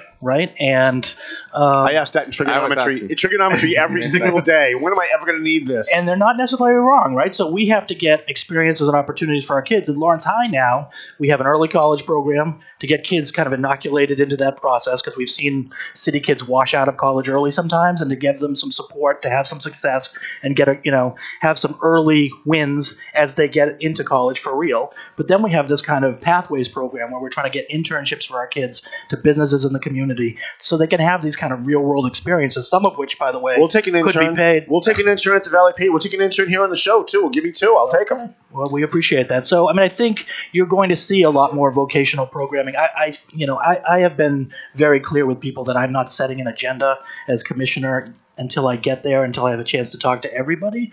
But I've seen the value of vocational education, and I've also seen that it's become really difficult to get into a vocational school. It is. The standards to get in are much higher than, and there's kids that would have been great plumbers, electricians, carpenters who now can't get in. And so how do we figure that out? And I think there's two ways to do it. It's maybe expanding the footprint of the current vocational schools, but it's also bringing some of these pathways back to the traditional comprehensive high schools. And I think there is federal money to allow that to happen. It's something I'd like to see. One of the things you guys do very well in Lawrence, and I got to see it for myself on multiple occasions, is you have an amazing junior ROTC program and an ROTC program. Best in the state. Is that true? It's the best in the state, or are you just being prideful? Almost every year it's the best in the state. I watch what those kids do. Some of them come to our bash. We have some kids from your junior ROTC come to our charity bash every year to do honor guard when we're honoring veterans. Amazing kids. They're the nicest kids. It's not what you would expect. You get these Lawrence High kids show up at a charity bash every year. They're in uniform. They're respectful. They come over and say, "Excuse me, Mr. Duggan, do you know what time we're going?" They're just polite, nice kids. And we're always talking about the bad in Lawrence. And I wish stuff like that could get talked. I try to, but I wish stuff like that would get talked about more by other members of the media. Because you guys have what's the colonel's name that runs the junior ROTC program? I met him at Lawrence High a couple months ago. Sergeant Major. I'm blanking on his name now. Sorry, I apologize. I didn't throw it at you. He's not a colonel. Yeah. I got Colonel Sam on my brain. That's why. You have any other questions, Paul? I got a couple here too. If you were done, can I just go back to that for 1 second, Tommy, and say, when I first came, there's so much negativity about Lawrence. I've just seen a lot of great things. Our kids are amazing. We have great kids. Do we have some problems from time to time? Yes, we do. Just like every, frankly, suburban or city does. And Lawrence was really being painted unfairly for a long time. And as you know, because you've personally dealt with them, you've personally given scholarships to them, we got a lot of great kids that are doing the right thing. And it's a really great school system. And there's a lot more to improve on. Nobody's saying that. Talk about some of the good stuff. When you came, everything was a disaster. Talk about what has changed since you came on board. Are the test scores up, the dropout rates lower, teen pregnancy lower, MCAS scores higher? Like, what's higher, what's lower since you've come on board? So the graduation rate's gone from, I think, 52 to 73%. The dropout rate's been cut in half. We're at historical highs on proficiency rate on MCAS. There's a new test this year, so that's all out the window. They're reshuffling the mark. But, we had substantial growth in math, English, and science. We got a lot more kids going to college. Added back arts and enrichment. I noticed that you guys have a lot more plays and a lot more artsy stuff, a lot more sports. That's usually what gets cut stuff. when you have a it's very. I cut my central office to be able to pay for a longer school day so that kids could have these arts and enrichment opportunities, sports. This is important to kids in life, right? I mean, maybe Tommy, you went to school for school. I went to school mostly for sports, and then I did well in school until I grew up and figured it out. Right. I was a nerd, so I just went for the school. Okay. Well, I wasn't involved in any sports. That's good. I don't even know. Somebody was here last week, said something about a Gronk. I have no idea what that is, but everybody laughed when I said that, so I don't know. He's a Patriots tight end. Is he? Is that what it is? Okay. All right. Very good. I don't know. I literally know nothing about sports. You're bringing back a very painful memory. Last weekend. Paul hates whenever I talk about Patriots. And the other thing we did right at the beginning was we fixed the buildings. There were bathrooms without stall doors on them, with no toilet paper. There were broken windows with jarred glass that kids could cut themselves on. Stair threads were gone and on stairs so kids could fall down. We spent a lot of time and effort trying to fix those. We actually had to get a waiver from the state. I was just going to say, to use school department money to do it because the city at the time had no money, right? And so, but we felt like it was so important that kids had a quality environment to go to, and that's, I think, what started the parents being on our side, right? They really started saying, like, we care about their kids and we want to have them have a great experience. They get to, play sports as early as 4th and 5th grade. I mean, it was kind of a combination of things, and it had very little to do with me. It's really the people inside the system that have made the changes. None of that is true. It does have to do with Jeff Riley. It has to do with Jeff Riley's leadership. Under the previous superintendent or even the superintendent before that, none of that was going on. None of that advocacy was going on. And none of the shuffling around that you did was going on. I know you're a modest guy, so you want to give other people credit. I do that all the time, right? We do great stuff at the Valley Patriot. I give everybody else credit. But the bottom line is other people need to call it out for what it is. Jeff Riley came on board and he turned the school system around. Now, I'm not saying that it's a glaring success, right? Because it's still the Lawrence schools and they still have problems. But at least the Lawrence schools are in a much better position now to succeed and to build on those gains than they were when you came, at least from what I've seen. Would you agree with that at least? We're at a much better place than we were, and we've got a long way to go. And I hope that, Is Dan Rivera going to screw it up now that you're leaving? I hope not. I think Dan is really about the kids in the city, so I hope that they're going to get it together and go to the next level. But he sold out to the teachers. He sold out to Frank McLaughlin and the teachers union, the SEIU. So, I mean, we know where that ends up eventually. Time will tell. All right. The good news he doesn't want to bite. The good news is, in my position, I'll still have some ability. Thank you for bringing the beautiful ladies from the Lawrence schools, because every time I look out, I see them, and it's just like I could be here forever. And Mr. Markins is not? Yes, it's exactly right, yes. I'm hoping he'll date me later. Okay. All right. Paul, anything? I don't know. Do kids still have recess? We do have recess. That's so Absolutely. important. To me, that was so important. We actually have a school called Spark Academy, which intermingles academics with athletics. Good. So kids go for a period of math, and then they'll go for a period of gym, and then science and gym, based on this book out of Harvard University that says exercise is the miracle grow for the brain. And they've got all these studies that say the kids that exercise, it helps them learn better. Right. Gym class is so important. Yeah. I hated gym. I actually literally never went to gym. You know what I loved? Anything physical. Maybe you can comment on this. I used to love bombardment. Remember that? Remember that like game? Dodgeball kind of? Yeah. You throw balls at people and you hope to hit them in the head.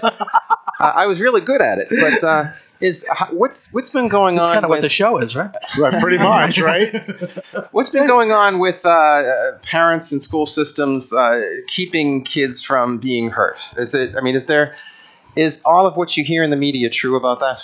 Tell me more. What are you hearing in the media? Things like they're not allowing kids to play certain things, even tag because you might push somebody over. Yeah, all the political correct bullshit. All the political correct stuff. I haven't seen a lot of that. You haven't seen a lot of that. Okay. There is, I will say this, obviously, a big issue around concussions, and particularly manage itself in football. And I think, I think we've had to be really careful with all of that. And what you've seen is a real drop in the numbers of kids playing football. Maybe not so much in the South, but definitely in the Northeast, where parents are worried about it. Yeah, football's a pretty big thing around here. We were talking last week about how the crime has gone down in Lawrence. Yep. And everybody's always befuddled when that happens, right? Because Lawrence's crime is usually statistically always very high. And so for the last 30 to 60 days, violent crime has gone down 40% in Lawrence. Okay. At least from the numbers that we looked at. And from driving around the city, I drive around every night and I chase police calls. One of the reasons I think for that, and I'm glad we've got you here to either confirm or deny this, is that I remember when my mom was the nurse at the Frost School, and she would tell me that come December to the beginning of March, about a third of her kids would go back to the Dominican Republic. So you had fewer kids in the schools and fewer kids in the city.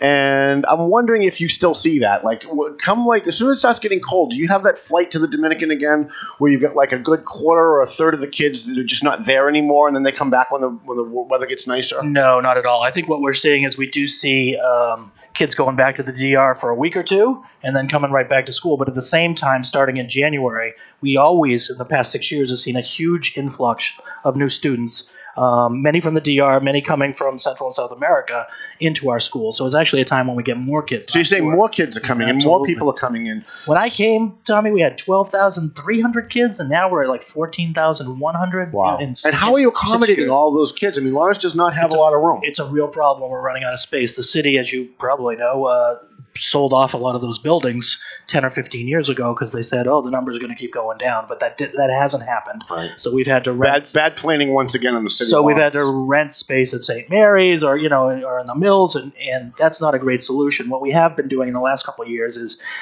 getting back in the MSBA program, where the state will fund 80% of new buildings. We have some good new buildings that are in good shape. We have some buildings that are 1895 that need to be replaced. Right. And so when we replace those, we're trying to build bigger buildings. If it's a 500 student building, maybe we need an 800 student building to make sure that we have the space to deal with this increased enrollment. Talk to me about the Oliver School. I keep hearing that they're going to tear down the Oliver School. They're looking to build a new school, that the properties that are surrounding the school are getting bought up by politically influential people because they're expecting some kind of a big thing to happen. And I haven't been able to drill down and find out, like, what exactly is all this going on? So I don't know about the properties, except what I've heard in some press reports. What I do know is that is one of the buildings in the MSBA that's been given preliminary approval to get into the process. There are many stages along the way that you have to go through with the MSBA to get final approval. But the Oliver School will be, if we continue in this process without any issues, rebuilt and probably in a larger space, larger size. Now, is the school system looking to take properties surrounding that property in order for like parking for a garage? So like the big controversy is you get a city councilor that was accused of owning a piece of property and buying a piece of property next to the Oliver School, knowing that you guys were going to want to take that for something and she was going to make a big profit. I don't know if that's true. I drilled down into that story. I researched that story. It looked very true at the very beginning, and then as we learned more later on, it all kind of got called into question. So I'm not sure. I think it's too early in the process to know what the footprint of that school is going to be. If people were speculating or not, I don't know. Okay. I know nothing about that, but I'm sure it will come out if it was an issue. Paul? Well, I just think that the everybody goes to college mentality that has evolved over the past couple of decades is not necessarily good for many of our students today, and I'm glad to hear what you said about vocational training. Yeah. Well, I'd like to say something else about that too. I think we need to really increase our vocational opportunities. By the way, a kid coming out of a vocational school as a carpenter or a plumber, that's a great life, Sure. If you guys have called a plumber, you know how much that costs. So that's important. A lot of our kids go to the military. I think that's great. They're serving their country. That's wonderful. And the college thing, people in America, I think, are going to ask themselves, is this worth it at some point when you're paying $75,000 a year? Right around the corner. Right? Yes. And so in Massachusetts, one of the good things that's happened in Massachusetts is they have this thing called the Commonwealth Commitment, where you can go to community college, which is much cheaper, for 2 years. And if you do well with a 3.0 or better, you can transfer as a junior to the UMass system, cutting your tuition down substantially. Sure. And my sense is that college now is probably what high school was 20 years ago, when maybe you have to go if you're not doing some of these other vocational things. That's what I said on my Facebook page the other day. Right. College is the new high school. Right. But there's some truth to that. And so the question is, for families, how can we get them to make this affordable? Right. I think of my kids. My son's 15 today. My daughter's 12. Are we really going to pay $75,000 a year? By the time they get to college, it'll probably be $100,000 per year. Astronomical. And I don't think. I think it's a bubble that may burst in the next coming. Yeah, you got kids graduating with a master's degree in gender studies, and the only job available for them is teaching gender studies. There's nothing out there for you. But if you know how to do plumbing, electrical, you know how to do carpentry, and by the way, the Latino culture, they're very attuned to that. They're very hands-on. It seems like all of my Latino friends, they're not carpenters, electricians, or plumbers, but they're over the office and they're hanging out and they're like, "Hey, I can fix that for you," and they do. Like they're very good at the vocational stuff. Are you saying you don't spend lots of time studying gender? No, I don't. I don't know. Okay. I study women maybe okay. more than anything else, Gotcha. but I don't study gender. I got you. Oh, maybe time for me to go. Time to go. Time for Jeff to go. So, Mr. Superintendent, give us some news. Give us something that we can break for people. You're going to be the Commissioner of Education. You must have given some thought about some of maybe something you want to change, something you want to bring to the job when you finally step in at the end of the school year and become the Commissioner of the Massachusetts Board of Education. What is it that we can educate our viewers, our listeners, and our readers as far as like what they can expect from Jeff Riley and maybe some news, maybe something good? So, as I said earlier, I'm going to take the first 6 months to really talk to everybody and try to figure out what is next for Massachusetts. This is where he doesn't answer the question. No, but I'm going to have an answer for you too. All right. With that said, one theme you may see from me is a return to focus on what quality teaching looks like.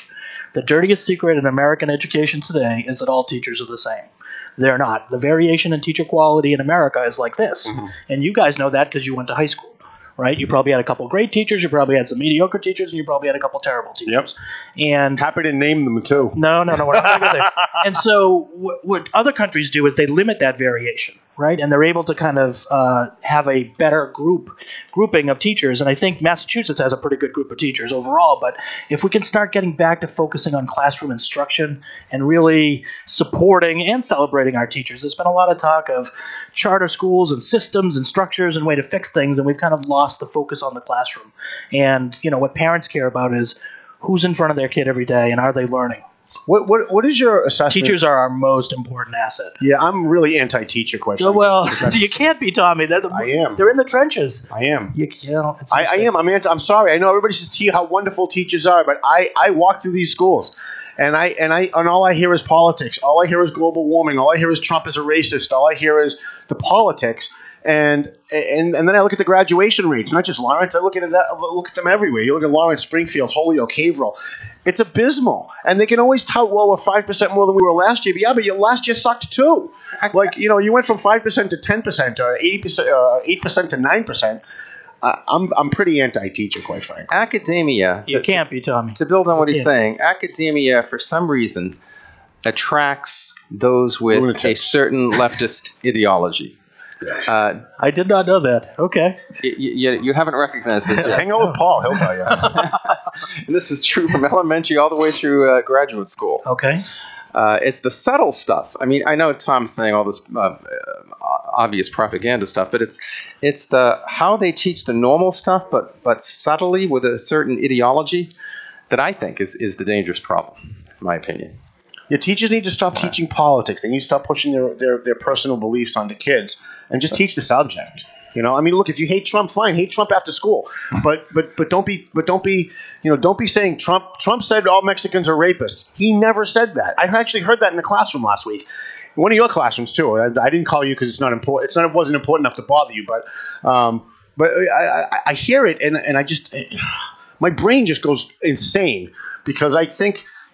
These kids have a hard enough time getting through life as it is. They have a hard enough time getting through their education as it is, and to screw up their brains, to cloud their brains with all this political stuff, it doesn't help them get a job. It doesn't help them learn life skills. And if you're a teacher and you're not on board with that train of ideology, you get ostracized and fired. Yeah, right.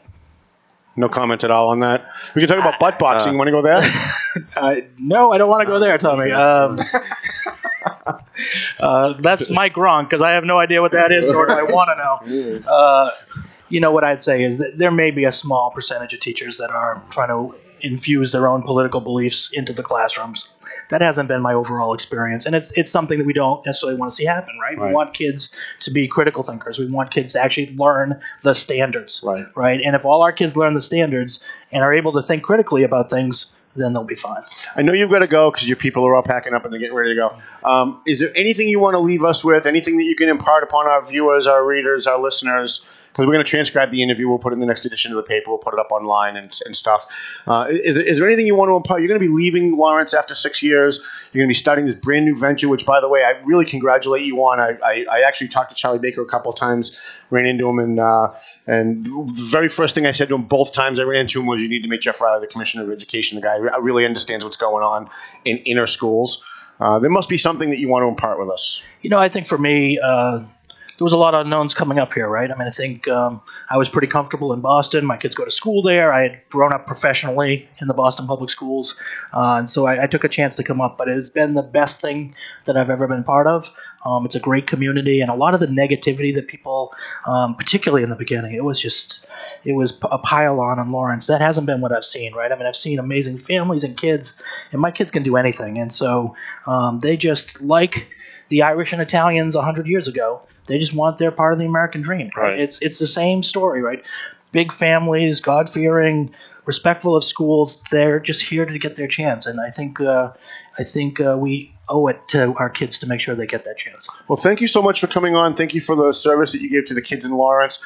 Thank you for sending us Arlen a couple of weeks ago. She talked about what the Lawrence Public Schools does for homeless kids. Yeah. I thought, even though that was like our lowest rated show, I actually thought that was the best show that we did, because we actually got a chance to educate people about what the people in the Lawrence Public Schools do. So thank you for that. Any parting words, Paul? No, good luck.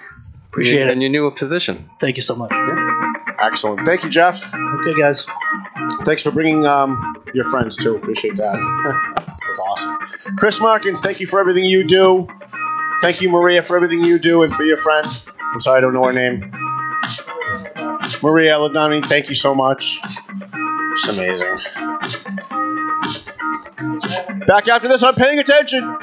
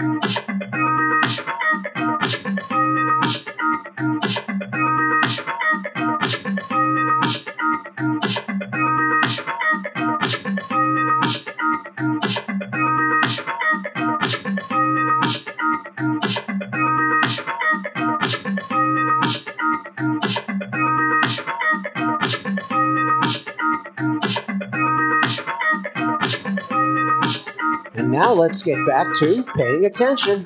And here's your host, Tom Duggan. Yeah. Thank you very much, Jeff. Thank you, Ms. Ladami. Excellent. All right, thank you very much. I'm Tom Duggan here on the Paying Attention podcast, segment number, what is this, 3? Segment number 3, 1, 2, 3, I think so. We are here with Paul Murano, my co-host. We're going to be bringing up Mike Demers in a couple minutes.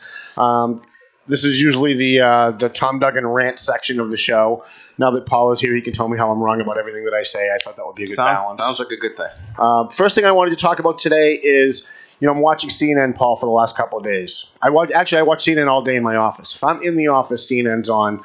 There's only 2 shows on Fox that I like to watch. The rest of the time, I'm watching CNN. And all I've heard for the last 4 or 5 days is we shouldn't have a military parade to honor our military because Kim Jong-un does that.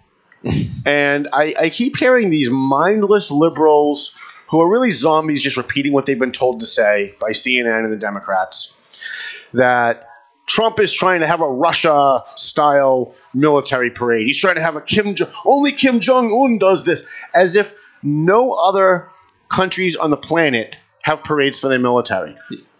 And then, as they're saying all this, Paul, as they're like the words are coming out of their mouth, they're showing behind them the Bastille Day in France, where Donald Trump got the idea to have this military parade. Right. He wasn't in North Korea. He wasn't in Russia. He was in France, which is what the liberals think of like the panacea of the world, right? That's the utopia. We should do everything France does. And that's true. And suddenly he's a Nazi because he wants to have our military marching through the streets. And the other excuse that we keep hearing as an excuse for why we shouldn't have a military parade, it's going to cost too much. The liberals, the people who want to give all of our tax money to illegal aliens who are citizens of other governments that came here against our will, give them whatever they want, free housing, free food, free education, free trips to the hospital, free health care, but a military parade, that might cost too much. Like, are you kidding me? I assume you are for this idea. Well, yeah. Anything that's going to honor our military, I'm usually for, because I love our military. I'm just curious. I mean, I got to be honest with you. When I heard about the idea, the first thing I thought of were communist countries doing this to show the world how tough they are. Right. So I thought of that too. Now, then I said to myself, well, because that's what the media brainwashes us to believe, right? But then you actually have a critical thought in your head and you actually start thinking about it. So right? Then I thought of, well, what's the purpose of this? If we pull this off, is it worth the money? And I don't have answers to those yet. So why don't you give us your answer? What is the main purpose of showing? Having a parade with military things going down the road. Yeah, it's not that complicated. It's to honor our military. It's to honor them. It's to honor our military. How does that honor military if you just have like tanks and stuff go? Is it the people too? Yeah. Oh, and they're going to be waving and it's going to be the Marines, the Air Force, the Army, the Navy, probably the Coast Guard, maybe even the Boy Scouts. Who knows? The purpose is what's the purpose of the St. Patrick's Day parade? Right. The purpose of the St. Patrick's Day parade is to honor Irish Americans on St. Patrick's Day. Right. Irish immigrants who came here, and have people stand on the side and eat hot dogs and wave and listen to the bands and enjoy honoring Irish Americans. That's what St. Patrick's Day is for. What is any parade for? Right. A parade is a celebration. Donald Trump wants to celebrate our military. And I think it's fitting after 8 years of Barack Obama shitting on our military, after 8 years of the Democrats shitting on our military, cutting their funding, telling them that they have to have rules of engagement in the field where basically they have to have lawyers every time they shoot a Muslim terrorist, and make sure they ask them, if they want a free lawyer or something. After all of that, and North Korea became more deadly, Al-Qaeda became more deadly, ISIS became more deadly, all of the tyrants in the world became more powerful because we had a weak president and a weak Democrat Party that was cutting our own military. Now we have a president that wants to beef up our military. He wants to spend more money on our military. He has done away with most of the rules of engagement that Barack Obama used to tie the hands of our military out in the field, on the battlefield. And I think the guy just genuinely loves the military. You can see he's a racist, he's a Nazi, he's evil, he's mean, he says mean things. But I think he just genuinely loves the military, and I think he's trying to find a way to get America to love the military too. Because let's face it, 50% of our country are a bunch of traitors. They hate cops, they hate the military, and they hate our freedom. And everything that they fight for is against those three things. And I think having a military parade would, maybe for the kids that are coming up, and maybe it'll instill a little bit of pride in America and pride in our military. If that's how you feel, would you say that every town should have a police officers parade? I'd love it. Look, maybe the firefighters and police officers get together and start and wave down. I would absolutely love it. Every year in May, when the National Law Enforcement Officers Memorial Fund has their candlelight vigil for cops that were killed the year before, police officers from all over the country. It's not a parade, but it's a motorcade, and police officers from all over the country get in their cruisers and drive down in a motorcade, and like they'll start, say, like in Amesbury, right? They go through Merrimack, and Merrimack cops will join them. They get to Lawrence cruisers will join them. And as they go south, more police officers join, they all go down. To me, that shows an incredible amount of respect for the law enforcement officers that lost their lives and the law enforcement officers that go out there every day in this tough environment and continue to do their job, put their lives on the line. I don't know anybody saying, gee, this costs too much money. Oh, this is other communist countries do this. Look, Nazis wore uniforms. Firefighters in America wear uniforms. That doesn't make firefighters Nazis. Doctors wear uniforms. So don't tell me that because a communist country has a military parade, we can't have one because we'll look like them. There's no moron on the planet, unless you're a left-wing moonbat moron, who looks at an American Marine platoon marching down Pennsylvania Avenue and thinks about Nazis. If you do, you're an idiot. And we shouldn't be conforming what we do to your idiocy.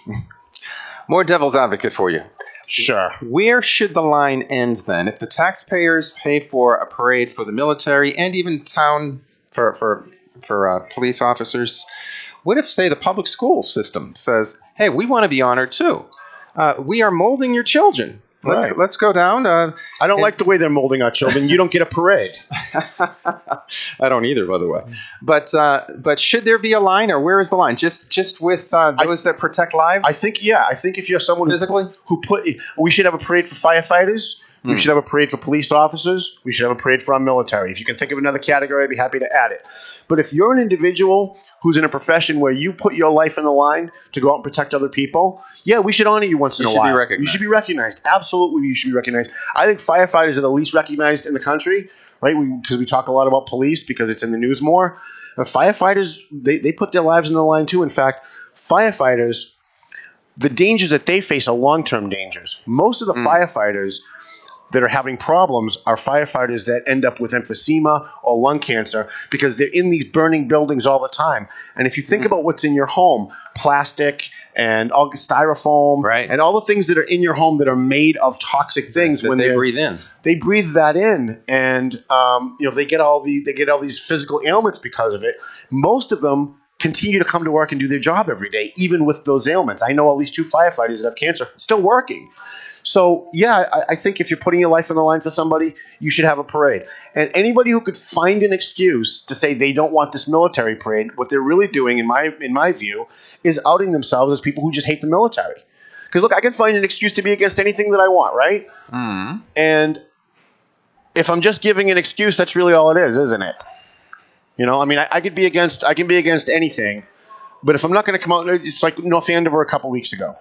They took a vote against having a marijuana facility in North Andover.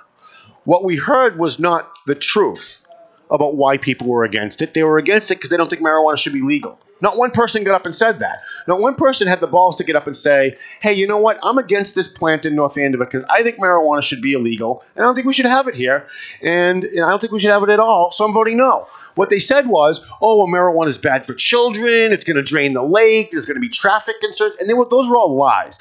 Those were all lies because they were embarrassed that their real position was irrational. What was this that North Andover wanted? They wanted to build a growing and research facility for medical marijuana at the old Lucent plant. Okay. And Jeff Goldstein and Orit Goldstein were looking to build this huge, humongous growing facility inside the old Lucent building at Osgood Landing on 125. And it was going to be $5 million to the town, that most of which was going to go to our education system in North Andover. And look, if people want to be against it, that's fine.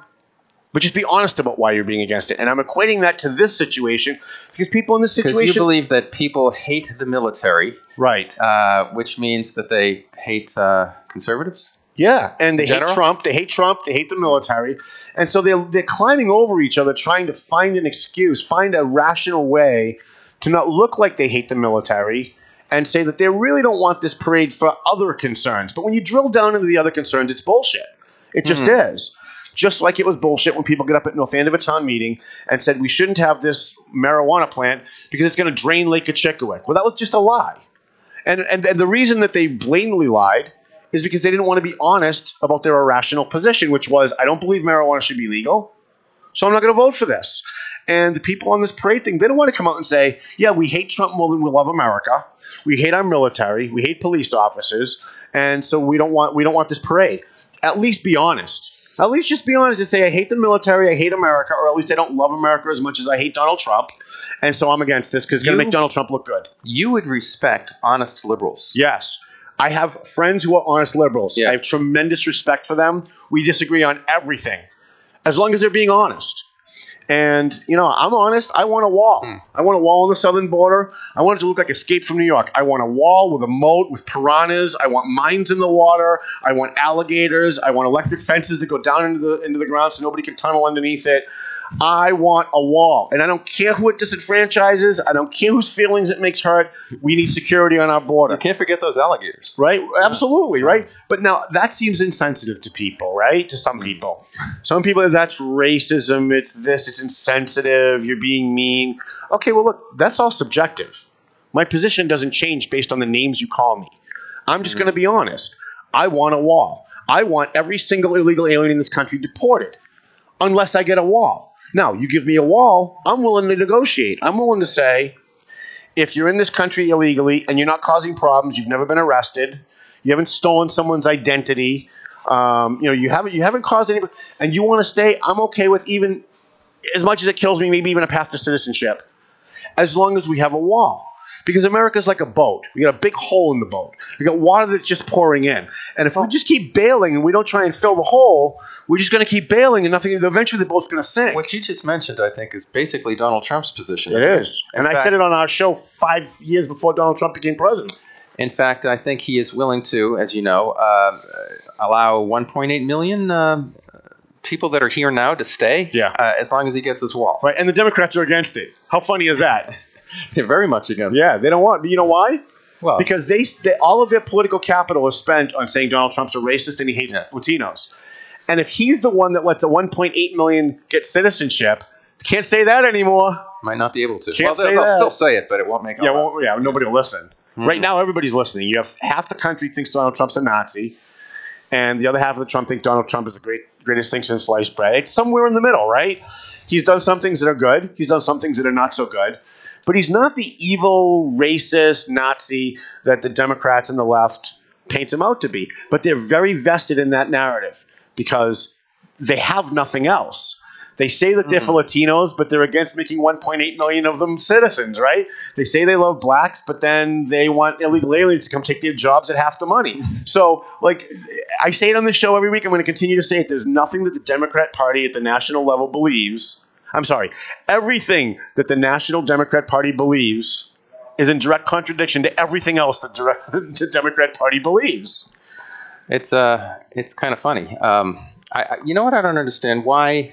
Well, I do understand it, but isn't it interesting how left-wing media focuses on one person the entire time? Yeah. Focuses their hate on one person.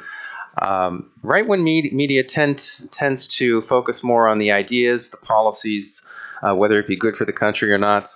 You even see this on quote-unquote conservative and liberal people say on their Facebook pages. Right. If you consider yourself progressive, you're usually ridiculing and disparaging individuals. Right.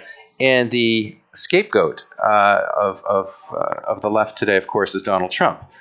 Before that, it was George Bush. Right. Before that, it was... Remember, Bush was a Nazi. Bush was a racist. Reagan was a Nazi. John McCain was Ronald Reagan. John McCain went for president. He was a Nazi. Until he started having liberal positions again. Right. Again, and then he would... Isn't it great? Guys like guys like, what's his name? Flake. Senator Flake, right? Conservative, Republican. 6 months ago, he was a Nazi. Now he's speaking out against Trump. He's the most brilliant person on CNN. He is the best. They love this guy now. It's amazing. Lindsey Graham, when he ran for president, I followed him around for a week. I spent a week with Lindsey Graham.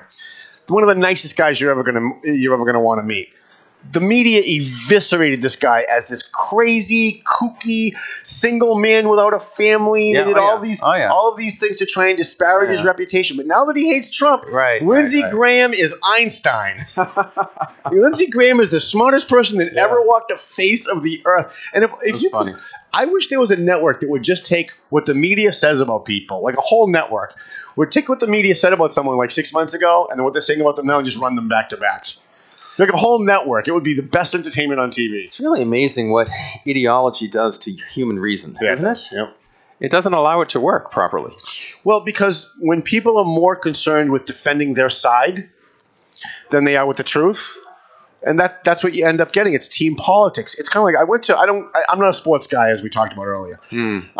I used to have a friend that used to go to Red Sox games, and every once in a while he'd ask me to go with him. And I'd go for the hot dogs and whatever. It's a nice day out. And I don't dislike baseball. I just, I'm not a sports guy. Yeah, you don't follow him. And I remember I was at a game, and I can't remember who the player was, but it was a Red Sox player, and he rounded second base, but he missed the base. Okay. And when he got to third base, the umpire called him out. Yeah. And everyone at Fenway Park saw him miss the base. But everyone at They were Fenway angry Park at the umpire. "Oh, come on! What do you mean he missed the base?" We all watched him miss the base. You see that in sports all the time. But this is how politics has become. Hillary Clinton could go out and she could do the worst, meanest thing in the world, and they're going to make excuses for her. The Democrats can say, no, we don't hate the military. We just think it costs too much. And people aren't even going to use their brain to think about it and see how hypocritical that is to the last thing that they said. So, when we have a political culture that acts toward politics and our politicians with hero worship, the way we look at sports figures with hero worship, that they can do no wrong. That's how we. Well, if they're on our team, Yeah. That's how we end up where we are. Right? We make it. The Democrats make excuses. Anytime a Democrat comes out and does something bad or wrong, they make excuses for it, and it's okay. Right? The Nunes memo comes out and it says that Barack Obama's FBI was spying on the Trump campaign and giving information to the Hillary campaign.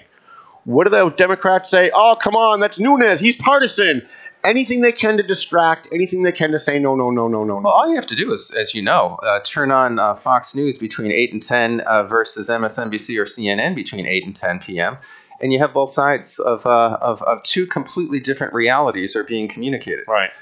I would like, if I had a rich friend, I would love to start a cable news network that was, and we call it Just News. It would be the JN network. Just News.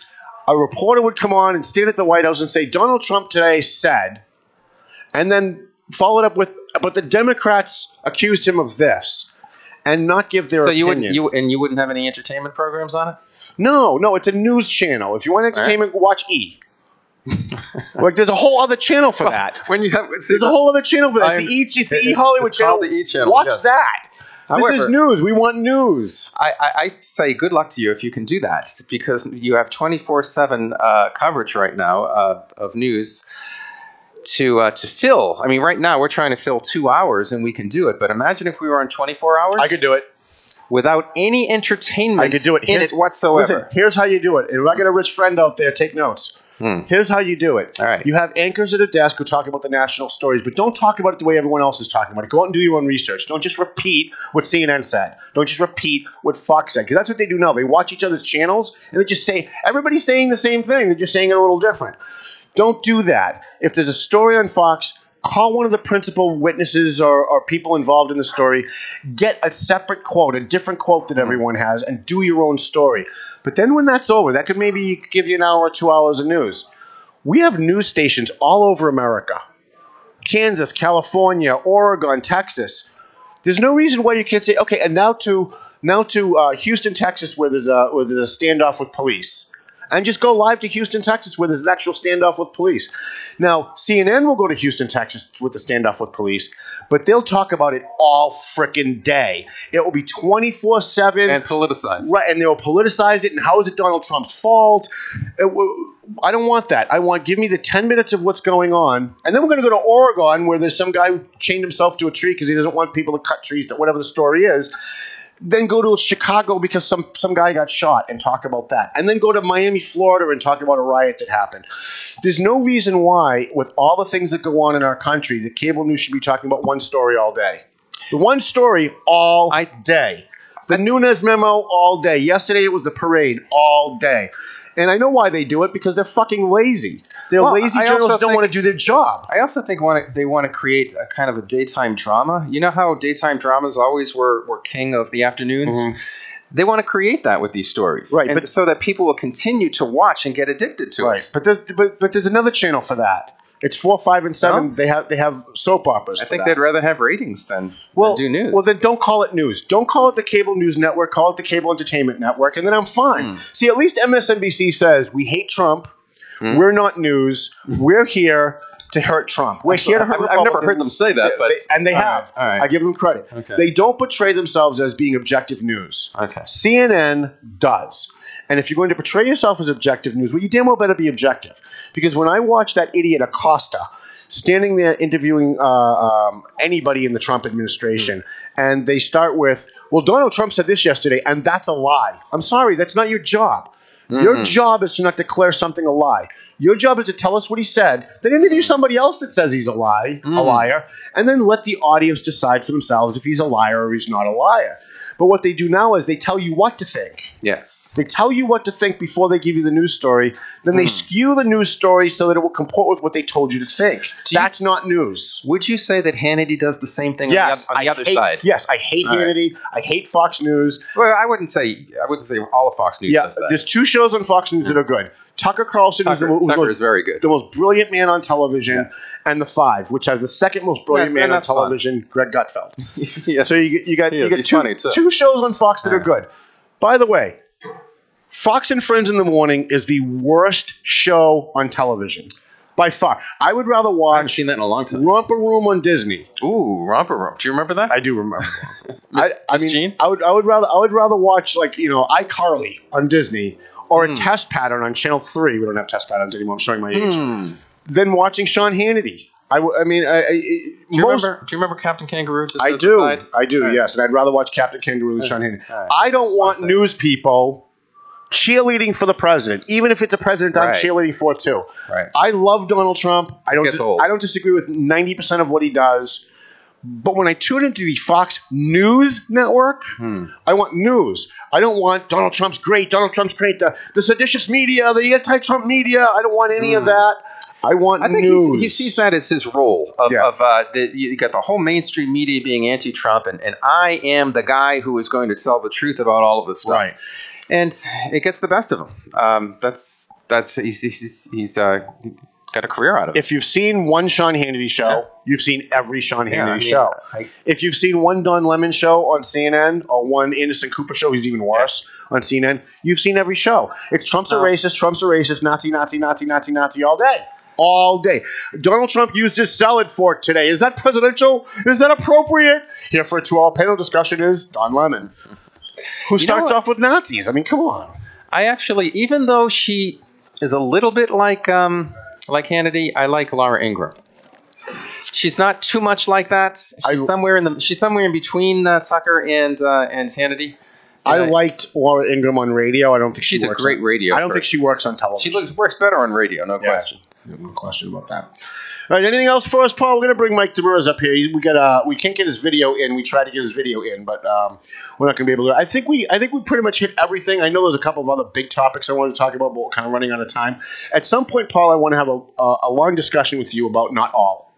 About not all? Not all. Not all of what? I'm actually going to write a column about not all. I know what you mean right now. Right. So when you make a generalization. When you make any generalization, if you say, women are more sensitive than men. Not all. There's one brainwashed person who went to a public school listening who's going to go, not all.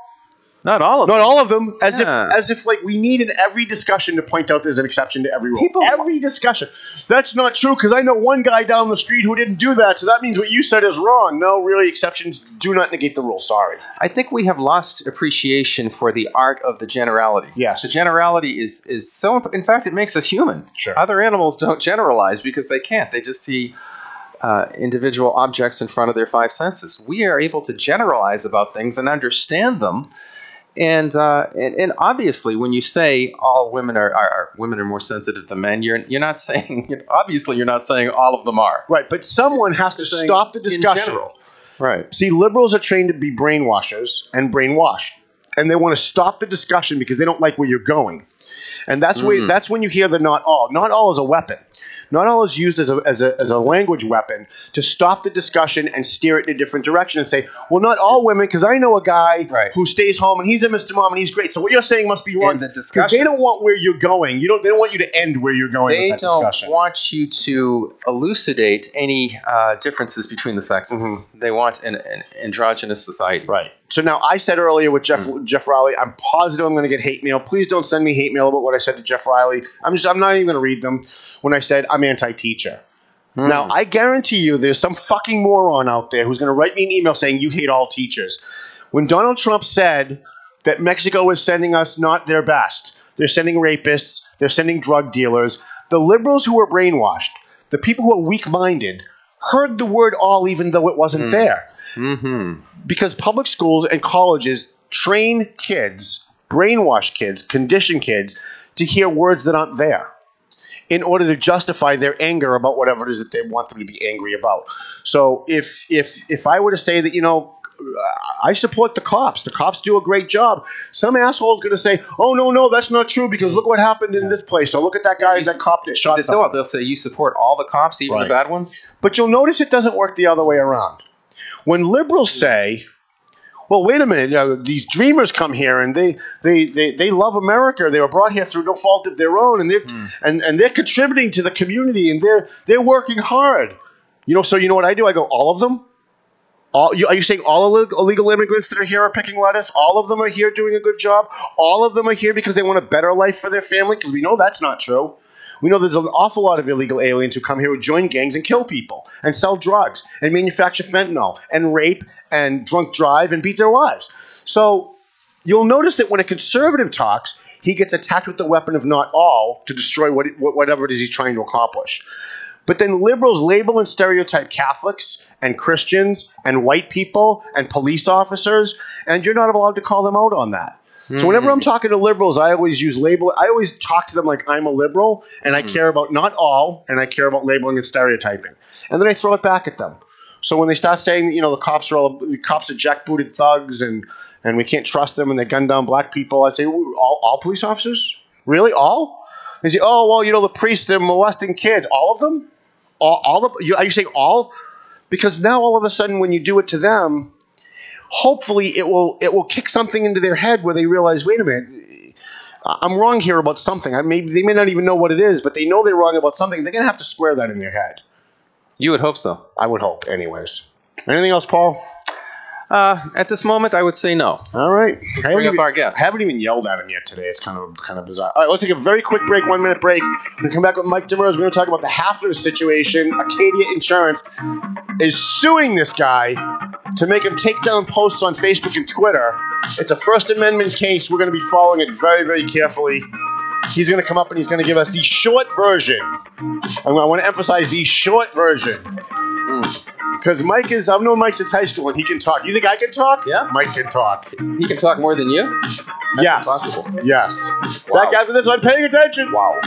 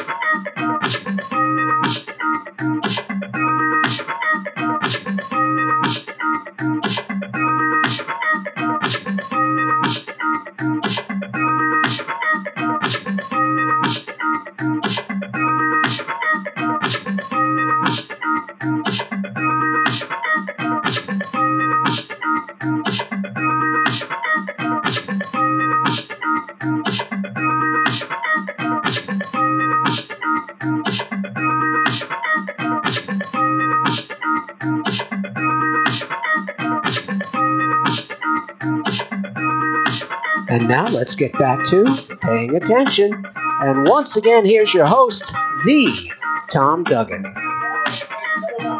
Settle down. You get a the? I get a what? A the. The Tom Duggan. Yes. I didn't realize that. Yep. There's only one. Did you get much bigger since the last time I saw you? I did. Well, Wow. I haven't seen you in a while. So once we left radio, Paul's not really good at communicating with people. Like he didn't never call me and say, "Hey, let's go for coffee," or "Hey, I'm in North Andover. I'll come by your office and say hello." Oh, how many calls did I get from you? I don't know. Oh. Okay, I'll just call you the Tom Duggan from now on. But I'm Tom Duggan, though. You're supposed to be calling me. Oh, because you're the. I don't want to sound like Uncle Frankie, but the Tom Duggan. Yes, right, indeed. Right. So we have a guest here with us today. We had him on the show a couple weeks ago.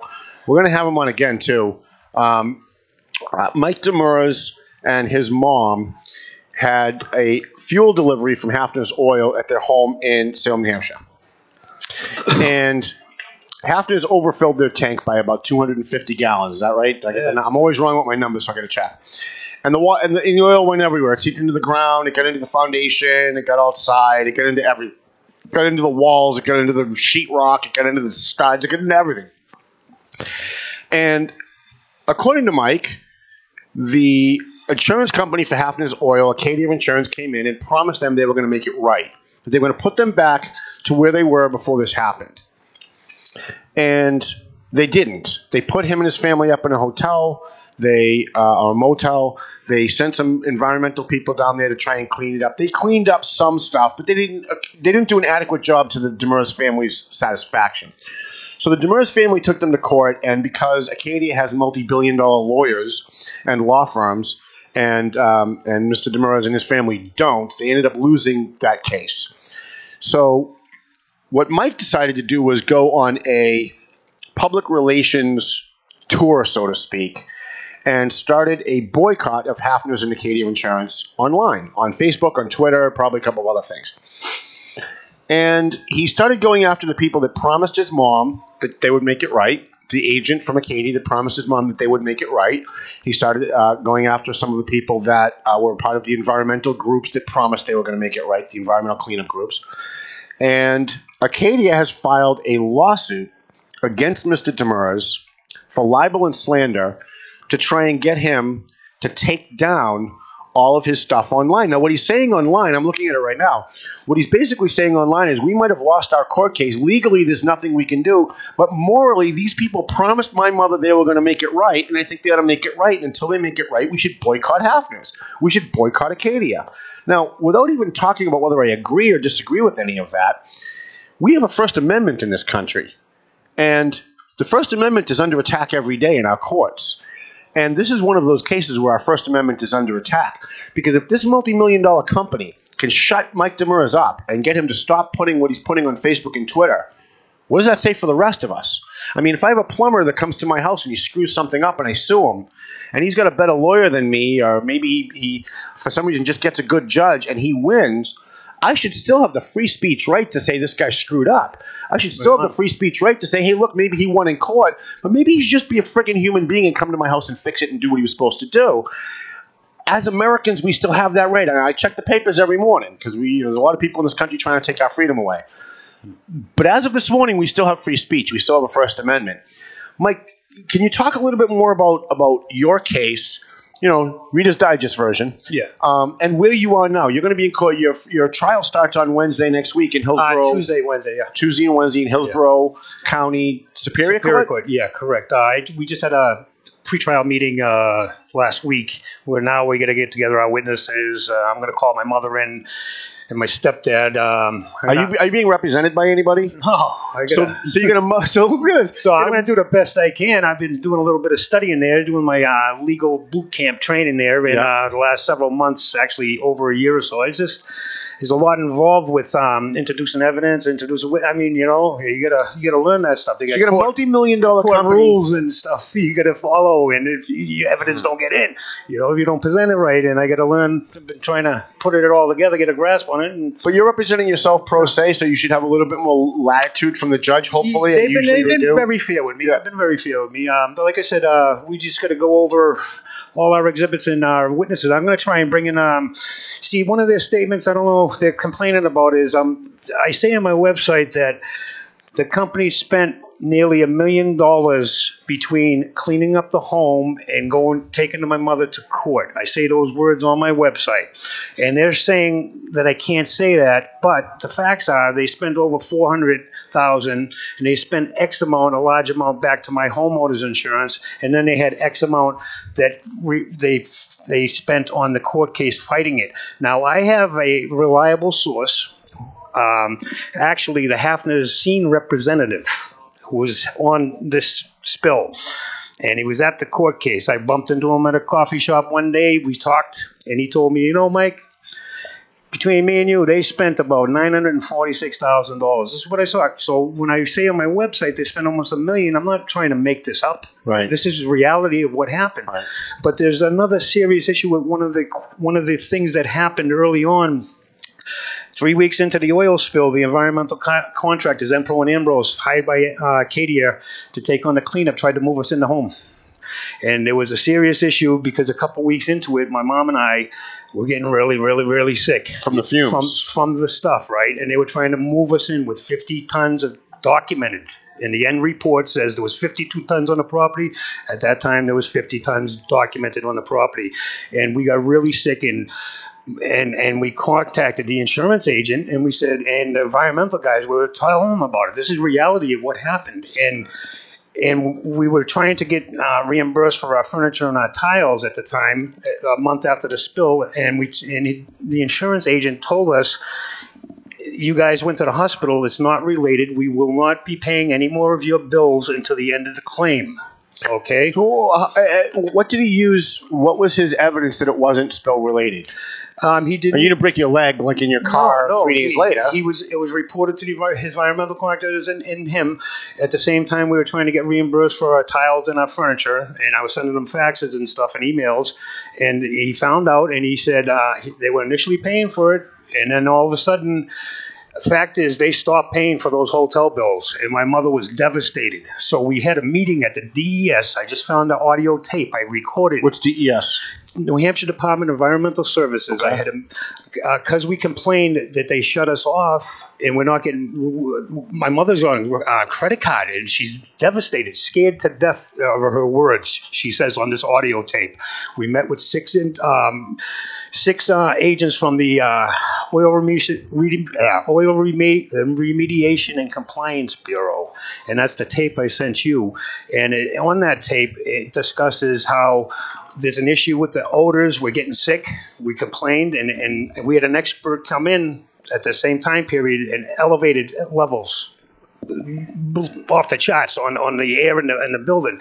And why didn't they just take all the money that they're spending suing you and cleaning it and just build you guys a new house? Like, it would have made it so much easier for them. Tommy D, this is all we wanted, man. That's all we wanted. We just wanted our house back. And so after that, the DES said they would, try to do some more investigating. And we talk all about this about us getting sick and getting shut off by the insurance company on these tapes. And what happened was that, they said we'd pay in the end. This is not related. Pay at the end. So they're claiming that's a defamatory statement, and I gotta say that they're denying this. I'm not. It's he said, she said, I guess, right? Right. But 3 people that were told this, my mother and my stepdad were told, and then when we all called them back, he said, that's not related, we're not paying for nothing to the end. And you know what happened? The cleanup ended up dragging on for 14 months, allowing it to go into a wetland, into the groundwater in the wetland, and worsening the whole condition. So where are all the left-wing global warming alarmists who run around in all these groups, all these environmental groups that are supposed to care about the planet? Where are they? I mean, have any of them come forward and said you get oil leaking into water systems and into water tables and all this other stuff? Well, at the time, I called everybody. I called the EPA. I called the commissioner of the DES. And only time I got some satisfaction, I wrote to Congressman Hodes. I wrote to Senator Judge Gregg. And when I wrote him, and this is 10 months deep into the spill, then they found the mother lode.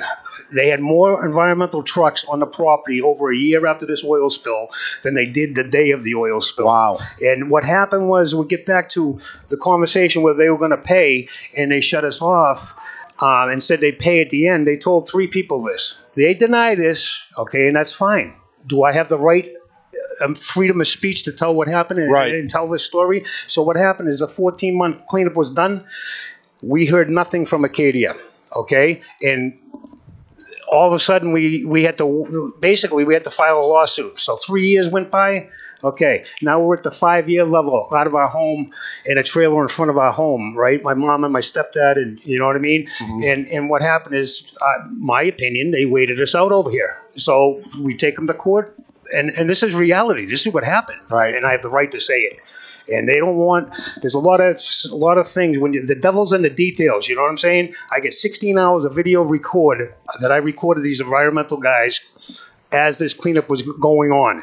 Okay, so I was there. I have first-hand knowledge of everything between everybody. I called, like I said, the only time I got satisfaction when I called the senator up, he wrote me a letter back and said, and then all of a sudden, we've got a friend in the governor's office that in New Hampshire that works on environmental stuff. I learned that last week, so I'll pass his name on to you. Well, I did land up after we lost the case. We had a 2-year struggle to get back in the home because my mother was bankrupt and my stepdad was bankrupt after. Now, where were you staying during this 2 years? Originally, we were staying at the hotel they told us to go to, and the funds were depleted, and we kept being told the cleanup was done.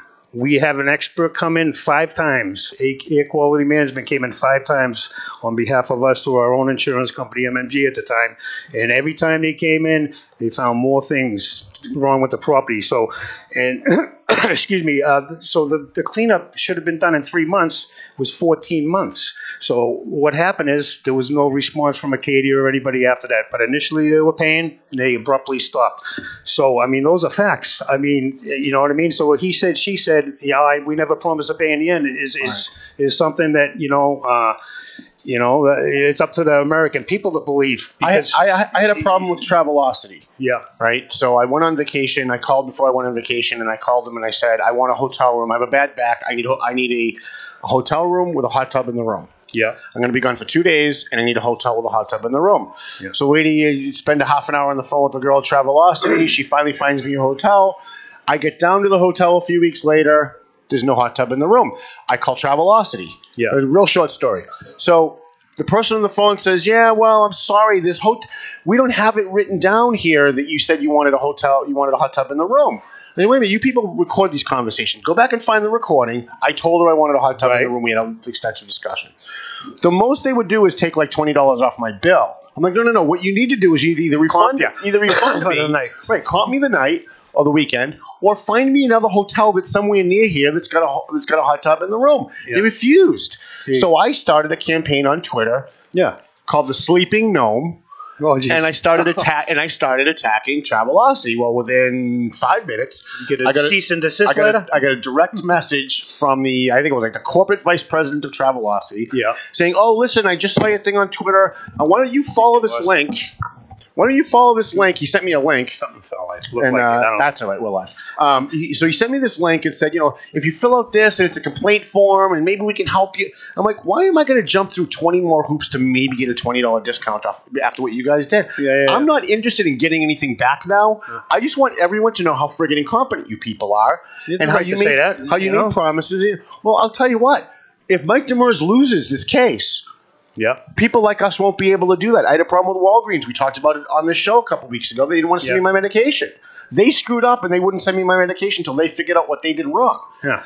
So I came on the show and I talked about it. They don't want the bad publicity. They don't want big corporations are going to use your case as a test case to stop people from bad-mouthing their product or their service or their company. Yeah. And that's why whether you're right or you're wrong about what you're saying about Acadia, you have the right to say it. Exactly.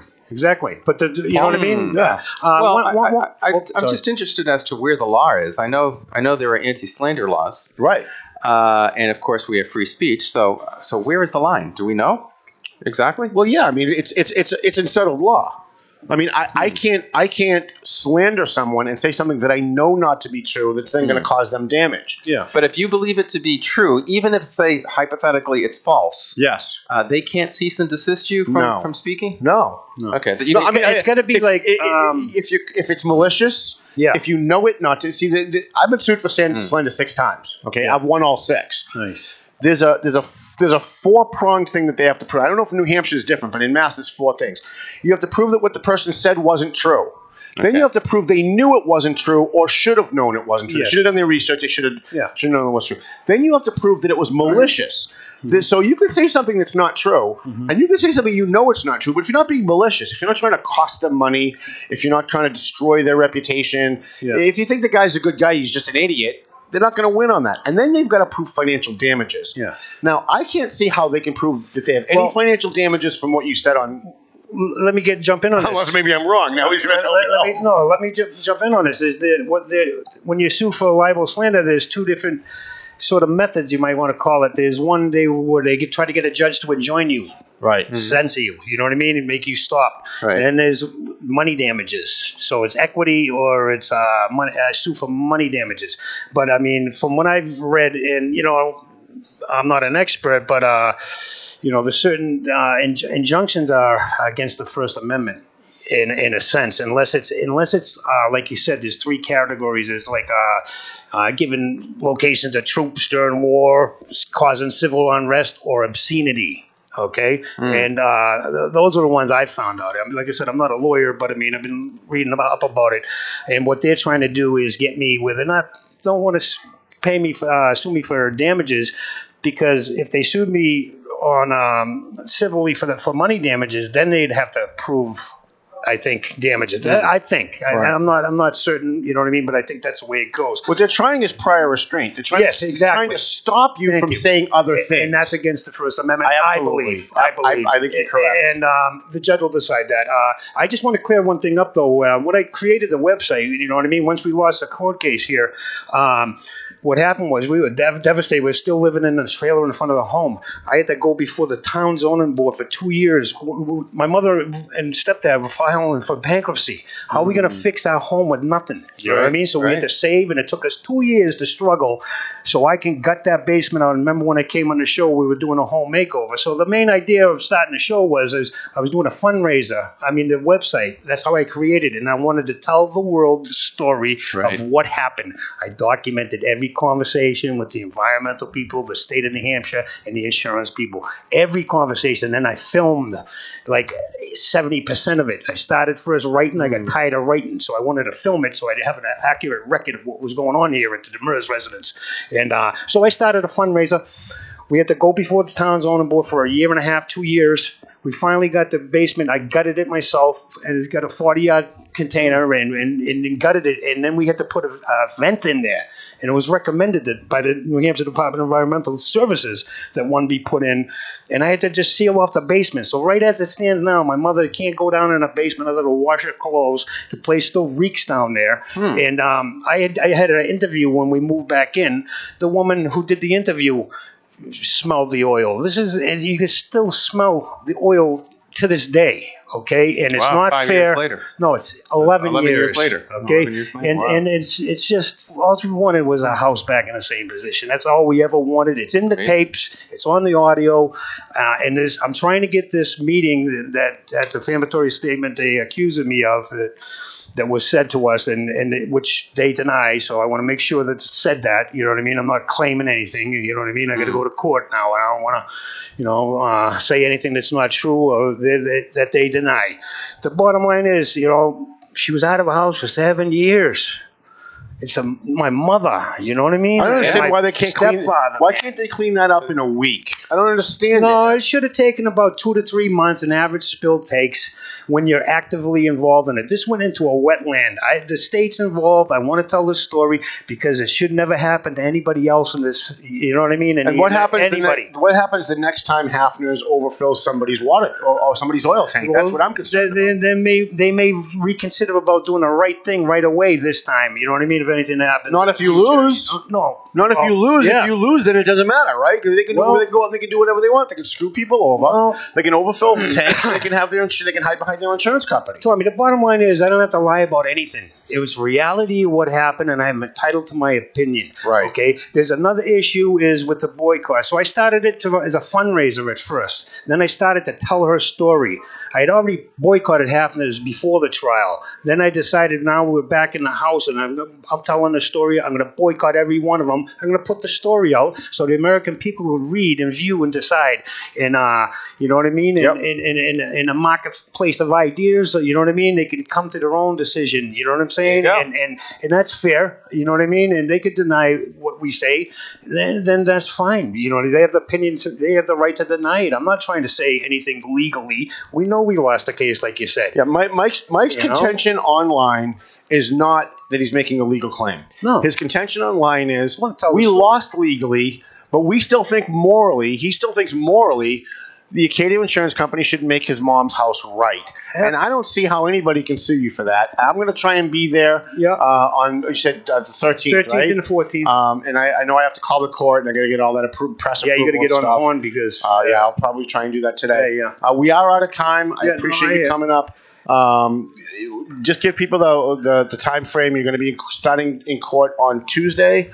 And how long do you expect this to last? It could be a couple of days. It was scheduled for a couple of days. I'm trying to, like I said, I'm not a lawyer. I'm going to do my best. I'm going to try to, introduce. It's complicated. You're not a lawyer. You don't introduce stuff right. I'm going to be up to 5 in the morning. I'm going to go meet their attorneys tomorrow and go over our exhibits and our. I don't understand why they haven't settled this case with you and just said, look, I'll tell you what.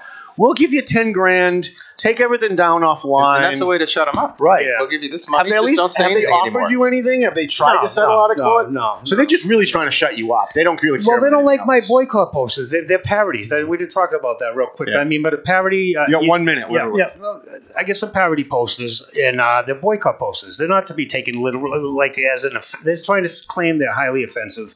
I don't know. You've seen them, Tommy. Yeah. You think any of my posters? I find some of them highly offensive. Yeah, you do. I do, but you know what? That's what the First Amendment is for. The First Amendment is not to protect speech that's not offensive. Yeah. The First Amendment is to protect speech that is offensive. Yeah. Because offense is it's subjective. Yeah. What you find offensive, I might find funny. Creative work. That's what I consider. I don't find it. I don't find what I did offensive and worth being sued over. You know what I mean? Paul, less than a minute. You got any thoughts? No. Good luck. I hope things work out for your mother. Yeah. Is she okay now? She's 73. Right? She got to go to work every day. Yeah, she has not. She's been out of. She's been 11 years. My mother hasn't had a break. Yeah. Okay. Thank you, Stu. It's too bad. Awesome seeing you though again. Hey, you too. Here's the radio show. All right, sit down for while we wrap up. All right, thank you everybody for watching the Paying Attention Television podcast. Paul Murano, my co-host Stu Fink, who sits there behind me as our fine producer. Rich Russell, our photographer, who's here. Twin Lights Security, who's here guarding us today. We're glad to see all those guys here with all their guns. That's always awesome. Our charity bash, the Valley Patriot Charity Bash, March 24th at the Firefighters Relief Inn in Lawrence. Doors open at 5. Food starts at 6. We give out awards to police officers, firefighters, veterans. We give scholarships to kids. The Valley Patriot is on the street. Or 23rd? The 23rd. Yeah. Did I say the 24th? You said the 24th. I'm sorry, March 23rd, Friday. The Valley Patriot is on the streets. Please pick it up. We appreciate that. Heroes in Our Midst on Amazon. And I want to give a free plug to some people that are doing some great work in media. Not many of them out there. The Methuen Loop. This is a great product. If you live in Methuen, you should pick it up. There's a lot of great stuff in here. Mike, Paul, thank you for coming. Thanks, Jeff Riley, the Superintendent Receiver in Lawrence, Commissioner of Education. Anybody else? Dave Garofalo from Two Guys Smoke Shop. We get everybody, Mr. Jonathan. And we missed Sean the Barista. We'll have him on next week. Thanks so much for watching. See you next Thursday.